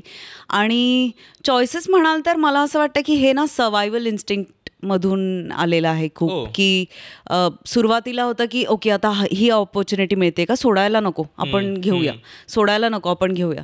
तर मला असं वाटतं की ह्याच्यातून वेगवेगळी कामं येत गेली, आणि मला असं वाटतं जेव्हा तुम्ही वेगवेगळी कामं करता तेव्हा तुमच्याकडे वेगवेगळी कामं येतात. म्हणजे मला पर्सनली असं वाटतं की जेव्हा एखादी व्यक्ती मला कास्ट करू पाहत असेल तर तिच्या डोक्यात हे कधीच आलं नाही पाहिजे की हे ती करू शकेल का, तिच्या डोक्यात हेच आलं पाहिजे की हे तीच करू शकेल. सो हा माझा अप्रोच असल्यामुळे प्रॉब्ली माझ्या हातून एवढं काम, व्हरायटी ऑफ वर्क घडलेलं आहे. आणि ना रिसेंटली मी बेरोजगारबद्दल बोलेन की मला हास्य जत्रेतून बेरोजगार करायची हिंमत आणि करेज मिळालं का. कसं तर मी रोज लोकांना ना असे एवढे इझिली ते वेगळे भाषा बोलतात, एवढ्या इझिली वेगळे वेगळे कॅरेक्टर्स करतात. तर मला असं व्हायचं की अरे हे आपल्याला पण जमलं पाहिजे. आणि जेव्हा माझ्याकडे स्वतःहून ऑपॉर्च्युनिटी चालून आली तेव्हा I had to jump on it. तर मला असं वाटतं सर्वायवल इन्स्टिंक्ट आणि बेसिकली स्थायी भाव ह्याचं कॉम्बिनेशनमधून हे चॉईसेस घडतात असं मला पण मला तेच थोडं डबल क्लिक करायचं त्याच्यावरती की हे सगळं करताना भीती नाही वाटत का. म्हणजे स्पेसिफिकली आम्ही जे ऐकतो म्हणजे इंडस्ट्रीच्या बाहेर असलेली जी माणसं आहेत त्यांना आम्हाला कायम जे सगळे ॲक्टर्स इंटरव्ह्यूज देतात आणि आम्ही जे बघतो त्यातनं हे कळतं की कसं फिमेल ॲक्टर असेल तर त्यांचं एक काहीतरी शेल्फ लाईफ असते आणि मग तुम्ही काय वयात काय कामं करता आणि मग तुम्ही हिरोईन असता आणि मग ते पास झाल्यानंतर मग तुम्ही थोडे ओल्डर रोल्स करता. आणि आपण जे हिंदीतले मोठे स्टार्स आहेत ते बघतो ते अजूनही लीड कॅरेक्टरमध्येच असतात. ते अजूनही एक 20 वर्षाच्या मुलाचाच कॅरेक्टर प्ले करत असतात ज्यांचे वय कदाचित त्याच्या दुप्पट तिप्पट असतील. पण तू हे सगळं एका वेळीच करते. म्हणजे तू गुलकंदमध्ये एका 20 वर्षाच्या ऑलमोस्ट मुलीची आईचं पण काम करतेस आणि त्याच वेळेस बेरोजगार पण करतेस. आणि ह्या दोन्हीमध्ये काही गॅप खूप मोठा नाही, एक 4-5 वर्षाचं अंतर आहे आणि यात तू दोन्ही करू शकतेस. हे करत असताना तू टी व्हीवरती पण असतेस, हे करत असताना तू OTT वरती एक लेस्बियन पोलिसाचं पण काम करतेस. तर हे ना म्हणजे ते असं खूप खूप व्हरायटी दिसते आम्हाला. तर हे करताना तुला भीती नाही वाटत का की मला आता मी हे करतीये तर लोक मला या पद्धतीनं बघतील आणि परत तसंच काम ऑफर करतील? पुन्हा एकदा सांगेन की स्थायी भाव थोडा धाडसी आहे, त्याच्यामुळे तो रिफ्लेक्ट होतो कामात सुद्धा. आणि मला असं वाटतं की जर तुम्ही हे प्रोफेशन चूज केलंय तर वाय लिमिट युअर सेल्फ. म्हणजे सॉरी पण हे ती जी टॅगलाईन आहे ना, डर के आगे जीत है, मला त्याच्यात काहीतरी तथ्य वाटतं. मला असं वाटतं की जी गोष्ट तुम्हाला घाबरवते ती करून बघायला पाहिजे. म्हणजे त्यांनी तुम्ही किती पाण्यात आहे हेही कळतं. तुमच्याबद्दल ॲक्च्युली खूप गोष्टी तुम्हाला कळत जातात ज्यांनी भीती वाटते. ऑफकोर्स मला ह्याचं टाईपकास्ट मी होईन का ह्याची भीती आहे, मी माणूस आहे शेवटी. पण मी त्याच्यात अडकत नाही फार. जर मी इन्स्टिंक्ट ड्रिव्हन काम करते. म्हणजे जर माझा इन्स्टिंक्ट म्हणतोय की नाही हे मला करायला पाहिजे. फॉर एक्झाम्पल बेरोजगार, पुन्हा एकदा कमिंग बॅक टू बेरोजगार, खूप लोकांनी मला सांगितलं की यूट्यूब आहे, कशाला, काही गरज नाही. पण माय इन्स्टिंक्ट वॉज टेलिंग मी की जम्प जम्प जम्प, हो म्हण. आणि मला असं वाटतं की माझा इन्स्टिंक्ट आणि माझी खूप घट्ट मैत्री आहे, आमच्यामध्ये सहसा कोणी येऊ शकत नाही. त्यामुळे त्याच्यावरती आय थिंक जितका आपण इन्स्टिंक्टवरती विश्वास ठेवू तेवढा इन्स्टिंक्ट आपल्यावरती विश्वास ठेवतं असं मला वाटतं. आणि त्याच्या जोरावरच मी हे सगळं करू शकते असं मला वाटतं. आणि भीती म्हणजे खरं सांगू का, मी आधी पण सगळ्या प्रकारचे रोल करायचे. आता एक्सपान्शन झाल्यामुळे किंवा आता एक 10 वर्ष 15 वर्ष काम केल्यामुळे ते दिसू लागलंय. आधी पण मी दुनियादारी करते, मग मी अनुबंध करते, मग मी क्लासमेट्स करते, मग मी अनुमती पण करते. सो असं नाही आहे की हे नवीन आहे, हे आत्ता दिसू लागले लोकांना. मला हे सांगायचं आहे आवर्जून की हे मी आधीपासून करत आले, तुम्हाला आत्ता दिसतंय. Wow wow. आम्हाला सही खूप वर्ष माहिती आहे, पण आता जेव्हा ती नेटफ्लिक्सवर दिसते, जेव्हा ती मोठ्या फिल्म्स करते, मोठ्या सिरीज करते, त्यावेळेस ती एकदम अरे बापरे खूप मोठी स्टार आहे असं वाटायला लागतं. तर मला हा कायमचा प्रश्न आहे आणि मी ज्या कुठल्या ॲक्टर्ससोबत बोलतो त्यांना जेन्युनली हा प्रश्न विचारतो की असं होतं का की तुम्ही मराठी मधनं ज्यावेळेस हिंदीत जाता आणि हिंदीत काहीतरी कामं करायला लागता त्यावेळेस मराठी लोक तुम्हाला अरे बापरे ही हिंदीत करते का, किंवा अरे बापरे याने हिंदीत काम केलं का, म्हणजे ना हा खूप भारी आहे, म्हणजे किंवा हा खूप मोठा झाला, किंवा मग तुमचं अचानक स्टारडम वाढतं, म्हणजे व्हॅलिडेशन मार्कर. हो, असं का आहे मला जेन्युइन प्रश्न पडतो. म्हणजे जेव्हा आपण स्टार्स म्हणतो मराठीतले आपल्याला अगदी बोटावर मोजण्या इतकी लोक दिसतात, पण आणि ती पण बघितली तर ती खूप कमी अशी लोक आहेत ज्यांनी फक्त मराठीत काम केलं आहेत आणि आपण त्यांना स्टार्स किंवा कोणीतरी खूप मस्त मोठे ॲक्टर्स म्हणून मानतो. अदरवाईज आपल्याला सगळे असे ओके ॲक्टर्स आहेत, इथपर्यंतच वाटतात. पण ज्यावेळेस हिंदीतनं एखादा माणूस काम करतो आणि मग येतो मराठीत, किंवा मराठी माणूस ज्यावेळेस हिंदीत काम करायला लागतो त्यावेळेस आपल्यासाठी त्याची व्हॅल्यू एकदम मोठी होते. असं का होतं? म्हणजे ऑडियन्स म्हणून सुद्धा तुला कधी हे त्रास देत नाही का? कारण आणि मग तुला पण जर काहीतरी एक नेक्स्ट लेवल ऑफ अप्रिसिएशन हवं आहे किंवा नेक्स्ट लेवल ऑफ अप्रिसिएशन पण म्हणूयात नको, पण काही हवं आहे तर मग हिंदीतच काम करावं लागतं का असं? मी हे टेक्निकली आपण ह्याला ॲड्रेस करू असं मला वाटतं. मला असं वाटतं की आपल्याकडे ना आता मुंबई किंवा भारत ह्याच्यामध्ये Hindi industry is a giant. म्हणजे फायनान्शियली पण, प्रोडक्शन व्हॅल्यू, प्रोडक्शन कपॅसिटी, तर इट्स अ जायंट. त्याच्या कम्पॅरिझनमध्ये आपली इंडस्ट्री आकाराने छोटी आहे. तर ही कम्पॅरिझन कायम राहणार, त्याला काही तोड नाही आहे किंवा त्याला काही पर्याय नाही आहे. आणि त्याच्यामुळे हे कायम होत राहणार की that is a bigger game, this is a smaller game. तर ही रियालिटी आहे, ह्याच्याने वाईट वाटण्याचं काहीच कारण नाही आहे. मला असं वाटतं की उलट हे किती भारी आहे की कंटेंटच हिरो आहे इथे. म्हणजे ज्याच्यासाठी खरं फिल्म्स बनतात, जे सार आहे सगळ्याचं, तोच आपल्याकडे हिरो आहे. म्हणजे मराठी इंडस्ट्रीमध्ये आपल्याकडे ज्या प्रकारे कंटेंट एक्सप्लोअर केला जातो, जे विषय हाताळले जातात, तेवढी व्हरायटी मी आजपर्यंत कुठेही नाही पाहिली आहे. आणि आता हेही प्रूव्ह झालं आहे की मराठी फिल्मसुद्धा 90 करोड 80 करोड बनवू शकते, 50 करोड बनवू शकते. तर मला असं वाटतं की आपण आपली कम्युनिटी ना थोडी पटकन हुरळून जाणारी कम्युनिटी आहे, डोक्यावर नाही घेत. आणि आपण आपल्या लोकांच्या बाबतीत हां आहे असशील तुझ्या घरी, हा आपला स्वभावाचा भाग आहे. You can't help it.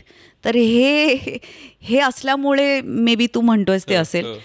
Plus मी हेही बघितलं आहे की खूप ॲक्टर्स जेव्हा हिंदीमध्ये काम करतात, समोरच्याच्या स्टारडमने ते खूप हुरळून जातात. ते विसरतात की मीही काहीतरी अचीव्ह केलं आहे, मी पण इथंपर्यंत पोचून I also have a standing. ते त्यांचं स्टँडिंग विसरून दुसऱ्यांच्या स्टारडममध्ये इतके मिसळतात की ऑलमोस्ट लाईक सेल्फ रिस्पेक्ट आहे का नाही इतपत गोष्टी दे गो रॉंग असं मला वाटतं. तर मला वाटतं हे कुठेतरी बदलायला पाहिजे. आपला सेल्फ रिस्पेक्ट, आपल्या अचीवमेंट्स हे तुम्हीच जर रिस्पेक्ट केलं नाही तर how do you expect people to respect it असं मला वाटतं. आणि हे सगळं त्यातून जन्माला येतं असंही मला वाटतं. हॅविंग सेड दिस, मला असं नाही वाटत की मला त्रास नाही होत की अरे कधी आपण, ऑफकोर्स असं होतं की मराठीमध्ये पण 50 करोडची फिल्म बनायला पाहिजे, 60 करोडची फिल्म बनायला पाहिजे, पण इट्स अ स्लो प्रोसेस. हे नाही होणार आहे ओव्हरनाईट. ही एक मूव्हमेंट आहे.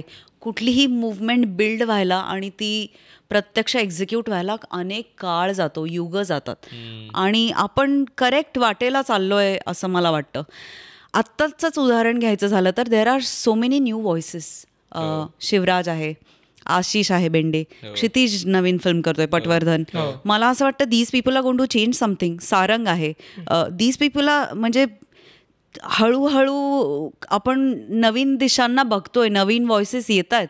तर मला असं वाटतं की आपण रूटेड राहिलं पाहिजे, सेल्फ रिस्पेक्ट आपला इंटॅक्ट ठेवला पाहिजे आणि ह्या टॅलेंटवरती आपण विश्वास ठेवला पाहिजे. मला असं वाटतं की आपला विश्वास नाही आहे, कमी आहे विश्वास, तर तो थोडा वाढवला पाहिजे असं मला वाटतं. विश्वास. आणि मला एक गोष्ट त्यातच थोडंसं हे करायचं की कुठेतरी जर आपण दक्षिणात्य सिनेमा बघितला, दक्षिणातल्या गोष्टी बघितल्या, तर सिनेमा कॉन्टेंट म्हणून बघितलं तर सुंदरच आहे. मराठी पण सुंदर आहे, मल्याळम पण सुंदर आहे, तेलुगू पण सुंदर आहेत, छान छान होतं आहे. पण तिथे त्यातल्या जे कोणी दिग्गज कलाकार आहेत त्यांचं जेवढं प्रेमाने आणि जेवढ्या आत्मीयतेने लोक त्यांना मानतात तेवढं आपल्याकडे होतं. म्हणजे मला असं होतं की एखादी दक्षिणात्य सिनेमातली हिरोईन ही नॅशनल क्रश होते. सई का नाही होत? म्हणजे सई आहे नॅशनल क्रश, पण मला होतं की ते आपण का तेवढ्या यांनी ते why don't we hoot for it, why don't we accept that kind of stardom. हे कुठेतरी त्या एवढं काय ह्या ॲटिट्यूडमधून सेलिब्रेटच कमी करतो का लोकांना? हो, असंही मला वाटतं. आणि मला असंही वाटतं की आपल्याकडे ना सिनेमाचं कल्चर नाही आहे आपल्याकडे, नाटकाचं कल्चर आहे. म्हणजे नाटक पाहायला जाणे is a part of our routine. आपल्या कम्युनिटीचं हे एक आहे, काय नाही आम्ही जेवलो मग आज नाटकाचा बेत आहे, असा सिनेमाचा बेत आपल्याकडे नसतो. तो वी हॅव टू अंडरस्टँड की आपला कल्चरलच डिफरन्स आहे. की का प्रशांत दादा स्टार आहेत, कारण आपला हे कल्चरचा खूप मोठा भाग आहे नाटक. म्हणजे आपल्या जेवणाच्या बेताबरोबर नाटकाचा बेत असतो, तसा जेवणाच्या बेताबरोबर सिनेमाचा बेत नसतो. आणि सिनेमासाठी खूप ऑप्शन्स आहेत. आणि आता कोविडनंतर तर लोक काहीतरी एक्स्ट्रावॅगंट बघायलाच थिएटरमध्ये जातात. त्यांचं म्हणणं असं आहे की हे आम्ही OTTवर आल्यावर बघू. हे पण एक कन्सिडर केलं पाहिजे. दुसरी गोष्ट मला असं वाटतं एकी स्कॅटर्ड ऑडियन्स नाही आहे आपल्याकडचा. ऑडियन्स सगळे सिनेमे बघतो, इंग्लिश, हिंदी, मराठी. त्यामुळे स्कॅटर्ड आहे. असा एक डेडिकेटेड, त्यांच्या साऊथमध्ये ते लोक दुसऱ्या भाषेत बोलत पण नाहीत. सिनेमा आला की how it it's a frenzy, crazy वातावरण असतं, फेस्टिवल काइंड ऑफ वातावरण असतं. आपल्याकडे तसं नाही आहे, तसं सेलिब्रेट नाही केलं जात. आणि मला असं वाटतं की हा कल्चरचा भाग आहे यार, म्हणजे त्याच्यात चूक बरोबर असं काही नाही आहे. आणि हे एक्सेप्ट केलं पाहिजे, म्हणजे इट्स ओके. आणि असं नाही आहे की आपली फ्रेटर्निटी किंवा आपली इंडस्ट्री काहीच प्रगती करत नाही आहे. लुक एट बर्लिनमध्ये जाऊन आलं, संडान्समध्ये साबरबोंडा जिंकले. एक्झॅक्टली. हे जे अवॉर्ड आहे, जे टॅरेंटिनो, कोएन ब्रदर्स यांनी, ह्याचा आपल्याला इम्पॉर्टन्सच माहीत नाही आहे. तर आपण how do you expect people की अरे मला माहीतच नाही आहे तर मी त्याचं गांभीर्य मला कसं कळणार. तर मला असं वाटतं की असं नाही आहे की we are not going anywhere. आपण चाललो आहे व्यवस्थित, संथ चाललो आहे. पण हो, इट विल टेक टाईम, कारण आपल्यासमोर एक मोठा जायंट आहे जी हिंदी बॉलिवूड इंडस्ट्री आहे, जिथे खूप जास्त प्रमाणात मनी पंप होतो. Work culture is different. म्हणजे मी डिफरंट कसं सांगते तुला, जर का माझ्या घरी 10 लोक असतील to take care of everything, मी रोज व्यायाम करून टकाटक दिसेन. मी घरी स्वयंपाक करणार, मी रिक्षाने ऑडिशनला जाणार, तिथे मी हे करणार, मी घरी येऊन परत how do I do everything यार. It's not an easy job. तर हा सगळ्यात मोठा कल्चरल डिफरन्स आहे. त्यांच्याकडे जर तुम्ही एखाद्या फिल्मी बॅकग्राऊंडचे असाल तर तुमचा डेब्यू नंतर काय होणार या गोष्टी 10 वर्ष आधी प्लॅन होतात यार. आपल्याकडे तसं कल्चर नाही आहे आणि हे एक्सेप्ट केलं पाहिजे.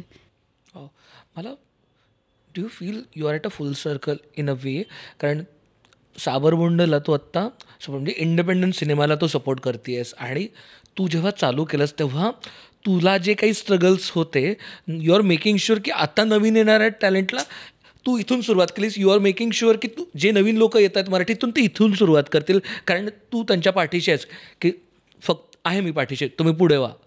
हे कुठून येतं सांगू का, जेव्हा नवीन होते ना, तेव्हा माझ्यावर टाकलेल्या ज्या लोकांनी विश्वास टाकला ती माझ्या स्टार्कली लक्षात आहेत. आणि मला असं वाटतं की नवीन व्यक्तीवर विश्वास टाकणं हे एक वेगळं इमोशन आहे. म्हणजे त्या व्यक्तीसाठी पण आणि जो विश्वास टाकतोय त्याच्यासाठी पण. आणि मला असं वाटतं की असा विश्वास एका नवीन व्हॉईसवरती टाकणं हे खूप, it's a sign of growth, positivity, किंवा there is a great satisfaction in it. पैशांच्या पलीकडच्या गोष्टींसाठी करतो, माझ्यासाठी ती ह्यातली गोष्ट आहे. आणि जेव्हा मी एखाद्या नवीन डिरेक्टरबरोबर सुद्धा काम करते तेव्हा मला असं होतं की मी जेव्हा नवीन होते तेव्हा मला पण कोणीतरी चान्स दिलाच होता ना, तर हे माझं कर्तव्य आहे की मी ह्याला ऑपॉर्च्युनिटी दिली पाहिजे. तर हे त्यातून जन्माला येतं असं मला वाटतं. आणि फुल सर्कल वगैरे मला माहीत नाही, पण जर मी एका अर्थाने म्हणजे करिअर वाईज प्रिव्हिलेज्ड आहे तर मी माझं प्रिव्हिलेज अशा गोष्टींसाठी वापरायलाच पाहिजे. Rather that's the right way to go असं मला वाटतं. खूपच इंटरेस्टिंग आहे. म्हणजे कारण कुणीतरी हे तो रोल प्ले करण्याची गरज आहे आणि जे करू शकतात त्यांनी केलं पाहिजे. 100% ॲब्सोल्युटली. तसं आणखीन कुठली एखादी गोष्ट आहे ज्यात तू इंडल्ज करतेस? प्रवास. आणि मला ना झाडांशी, झऱ्यांशी, नद्यांशी बोलायला, इंटरॅक्ट करायला खूप आवडतं. मला असं वाटतं की त्यांनी काय काय विटनेस केलं असेल ना, की ते कित्येक वर्ष तिथे आहेत आणि त्यांनी काय काय बघितलं आहे, त्यांनी काय काय सोसलंय किंवा त्यांनी काय काय शोषलंय, की वर्ल्ड वॉरपासून तिकडे आहे, आत्ता सगळं गेलं, हे युग आलं तरीही तिकडे आहे. हे मला हे कोडं वाटतं की त्यांना काय फील होत असेल किंवा त्यांच्या एक्सपिरियन्समध्ये काय काय असेल किंवा त्यांना काय वाटत असेल, ह्याची क्युरिओसिटी मला खूप असते. त्यामुळे मी जेव्हा नेचरमध्ये असते तेव्हा आय एम द हॅपीएस्ट. मला मग भूक, तहान हे सगळं मी विसरते. तसं मला हिमालयात गेल्यावर होतं किंवा खूप झाडं असलेल्या ठिकाणी होतं किंवा समुद्रामध्ये होतं. Nature, basically nature. आणि मला असं वाटतं की the closest living thing after human being is nature, आणि त्यालाच आपण सगळ्यात ग्रांटेड धरतो. मला असं वाटतं nature is God. For me एकच देव आहे, तो नेचर आहे, आणि आपण त्याचीच वाट लावतो. म्हणजे एव्हरी डे आपण पृथ्वीचा अंत बघतोय. ती किती सोसणार आहे, म्हणजे तुम्हाला काय वाटतं की तिच्यात किती सहनशक्ती आहे, आणि तिचा पण चांगुलपणा बघा, ती किती सहन करते. म्हणजे हे मी ह्याच्याबद्दल बोलायला लागले तर मी ढसाढसा रडेन. आणि मला माहीत नाही की मला असं वाटतं की कोविडच्या काळात मला असं वाटतं की इन अ ट्रू सेन्स पृथ्वीनी ब्रीथ केलं, श्वास घेतले आणि अनेक मोकळे श्वास घेतले. आपण असंही बघितलं की खूप एक्स्टिंक्ट झालेले प्राणी, पक्षी आपल्याला दिसले. आपण कुठल्या सुपिरियर कशाचं आपण सेलिब्रेशन करतोय? मला असं वाटतं आपण वाळवी आहोत. आपण कल्याण करायला नाही बसलोय. We are doing exactly the opposite. Absolutely, I couldn't agree more. आपण प्रत्येक वेळेस खरं तर बोलत असतो या गोष्टींबद्दल, पण ते म्हणजे आय अग्री डेव्हलपमेंट हे ते, पण काहीतरी एक सुवर्णमध्य असेलच की ज्याचा कोणीच विचार करत नाही कधी. आणि खरंच नाही करत. म्हणजे मी परवा आय वॉज फ्लाईंग समवेअर, मी प्लेनमधून चालले होते, इथे समुद्राच्या लाटा येतात आणि इथे बिल्डिंग्ज आहेत. म्हणजे किती ॲरोगन्स आहे की तुम्हाला भीती नाही वाटत की कधीतरी एक चपेट मारली तर गॉन इन 5 seconds ना. आपल्याला ह्याची भीती वाटते. उलट आपल्याला, मला असं वाटतं ही मगरुरी आहे, ही ग्रोथ नाही आहे किंवा ही डेव्हलपमेंट नाही आहे असं मला वाटतं. हो, म्हणजे कारण, आणि मला अजून पण एक असं वाटतं की आपण सतत ज्यावेळेस असं म्हणतो ना की हे चूक आहे, आपल्याला समोरच्या माणसाने काहीतरी चेंज करायला पाहिजे. म्हणजे मला असं वाटतं की लोक बिल्डिंग बनवतात, लोकांनी बिल्डिंग नाही बनवलं पाहिजे, पण मी पण बिल्डिंगमध्ये त्यात जाऊन राहणार आहे. बरोबर आहे. तर ज्यावेळेस आपण चेंज म्हणतो त्यावेळेस आपण लोकांनी कोणीतरी करेल, आणि स्पेसिफिकली ज्यावेळेस आपण एन्व्हायरमेंट, नेचर आणि या सगळ्या गोष्टींबद्दल बोलतो, आपल्याला कोणीतरी असं वाटतं की कॉर्पोरेशन्स बसले जे मोठा धूर करतायत आणि ज्यांच्यामुळे काय क्रूड ऑइल काढलं जातंय, ते खड्डे खणतायत, पण आपणच ते कन्झ्युमर्स. मी तुला सांगू, आपल्यामध्ये सिव्हिक सेन्स नाही आहे. We are a country where there is zero civic sense. आणि हे खरं आहे. म्हणजे आपल्याला खरंच सिव्हिक सेन्स नाही आहे. आणि नागरिकशास्त्राला आपण काय, नागरिकशास्त्र हे जर केलं नसतं ना तर आज चित्र वेगळं असतं. मला असं वाटतं की नागरिकशास्त्र खूप खेळकर पद्धतीने, वेगळ्या पद्धतीने शिकवायला पाहिजे होतं स्टुडंट्सना, तर ते नीट सिस्टममध्ये घुसलं असतं. याचसाठी आमचं एक वेगळं चॅनल आहे नागरिकशास्त्र नावाचं. रिअली? हो, आम्ही नागरिकशास्त्र नावाचं आणखीन एक चॅनल चालवतो. Kudos, wow. कारण नाहीये सिव्हिक सेन्स, अजिबात नाहीये. तो असायला पाहिजे. थोडा डिसिप्लिन आणि थोडा सिव्हिक सेन्स असला ना तर आपण, म्हणजे there is no looking back. तुला जर कुठल्याही एका टाईममध्ये टाईम ट्रॅव्हल करून जायचं असेल तर तू कुठे जाशील? कुठल्याही फोन डेव्हलपमेंट नसलेल्या एरामध्ये जाईन मी. मग तो कुठलाही चालेल मला. म्हणजे जेव्हा फोन्स नव्हते, communication, talking was the only communication किंवा conversation was the only communication, अशा कुठल्याही एरामध्ये मला जायला आवडेल. म्हणजे विदाऊट एनी टेक्नॉलॉजी. असं वाटतं का कधी की आम्ही कायमच आमचे जे काही मेंटल हेल्थवाले एपिसोड्स असतात त्याच्यात बोलत असतो, पण ती एक जी सोशल एम्पथी आहे ना, की मला लोकांबद्दल पण काहीतरी वाटणं, माझ्या आजूबाजूच्या लोकांबद्दल काही वाटणं ते असं बंद झालं आहे आता. म्हणजे मी इतका बधीर झालो आहे की मला आजूबाजूला काय चाललं आहे याच्याशी काही घेणं देणं नाही आहे. आणि जरी काही असलं तरी मी डोळे बंद केलेत. म्हणजे I have become numb to it. म्हणजे रस्त्यावरती आपण रोज बघतो की काहीतरी ॲक्सिडेंट झालेले असतात, आपण त्या न्यूजपेपरमध्ये काहीतरी वाचतो. हल्ली तर हळहळत पण नाही, it has just become another news आणि new normal. It's new normal. तर मला तरी असं वाटतं we are becoming very numb. आणि असे आपण माणूस इमोशन्स आहेत म्हणून माणूस आहोत, पण आपण वी आर बिकमिंग इमोशनलेस. हो, 100%. मला असं वाटतं की नम पण आहोत, पण खूप जास्त सेल्फ सेंटर्ड पण होत चाललो आहे आपण. की माझं घर, माझं कंपाऊंड स्वच्छ, ओके, बाकीकडे काय चाललं आहे, आय एम नॉट बॉदर्ड. पण मला असं वाटतं की हे सगळे ना, डेव्हलपमेंट म्हणा, एक्सपोजर म्हणा, ह्याची फ्लिप साईड आहे. म्हणजे यू कांट हॅव बोथ. प्रत्येकाच्या 2 बाजू असणार आणि कुठल्या बाजूला किती झुकायचं हे शेवटी यू विल डिफाईन इट. तर मला असं वाटतं की ते तुमच्या हातात आहे की नम व्हायचं का नाही व्हायचं किंवा त्याचं काय करायचं. मला तू म्हणालास की आता तू काय करणार आहेस, म्हणजे तू काय करशील, रडशील, but can you really do anything. हा पण एक प्रश्न आहे की की काय तू एकटा काय करणार आहेस आणि किती करणार आहेस. कर की, तुला कोणी थांबवणार नाही, पण त्यांनी काही होणार आहे का, हा पण एक ह्याच्याच प्रश्नाची एक फ्लिप साईड आहे. पण आय मीन मला असं वाटतं की माणूस म्हणून बोलायचं झालं तर कोविड नंतर आपण इतकी अनप्रेडिक्टेबिलिटी सडनली एक्सपिरियन्स केली की आता असं झालं की आता मी माझं बघणार यार, मला एकच आयुष्य आहे, उद्या काय होणार माहीत नाही. सो मला कधी कधी ते ओके पण वाटतं की खरंच माहीत नाही यार उद्या काय होणार आहे, तर मी आता माझं सिक्युअर करून घेतो सगळं. हे ह्युमन नेचर आहे. ह्याला काही चूक बरोबरचा ठोकताळा आपण नाही लावू शकत. मला खूप स्टुपिड क्वेश्चन आहे. प्लीज. इंटेलिजन्स आणि ह्याच्यातनं आपण सगळे आम्ही सगळे जनरली सगळेच बोर झालं, कोणी काही झालं तर इंस्टाग्रामवरती रील्स स्क्रोल करतो आणि काही क्रिंज कॉन्टेंट बघतो. ज्या गोष्टी तू काही असं बघतेस काय? ऑफकोर्स.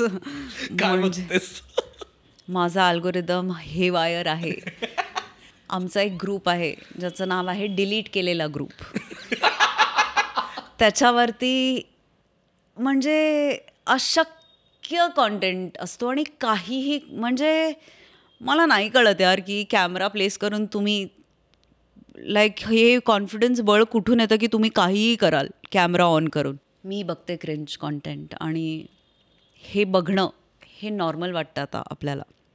हे खूप भीतीदायक आहे. आणि sometimes we search for cringe content की मला आज ना I want watch something cringe. Cringe हा शब्द आला कुठून, ह्याची निर्मिती कुठे झाली, ह्याचा जन्म कुठे झाला, हे मला थोडंसं मागे जाऊन तुम्हालाच विचारायला आवडेल, कारण तुमचा रिसर्च खूप तगडा आहे माझ्यापेक्षा. पण हो, हे घडतंय आणि I am also a part of it sadly. Yes, thank you so much Sai. म्हणजे थँक्यू सो खूपच मजा आली. आम्ही एक्सपेक्ट केलं नव्हतं. नाही मुद्दे मग काय दिशेला कॉन्व्हर्सेशन जाईल याचा अंदाज नव्हता. तर खूपच मजा आली. म्हणजे thank you so much. I know की खूप कामं सुरू असतात, खूप वेगवेगळ्या गोष्टी सुरू असतात, त्यात सुद्धा तू वेळ दिलास. मुक्तमुखच्या लोकांना म्हणजे बऱ्याचदा आपण ज्यावेळेस वेगवेगळ्या ॲक्टरसोबत एपिसोड्स केले होते, खूप वेळा लोकांनी सई ताम्हणकरांना बोलवा असं खूप लोकांनी सांगितलं होतं. तर आय होप झाली असेल तुमची इच्छा आता पूर्ण. तुम्हाला सगळ्यांना दिवाळीच्या खूप खूप शुभेच्छा. धन्यवाद. लो बसावा.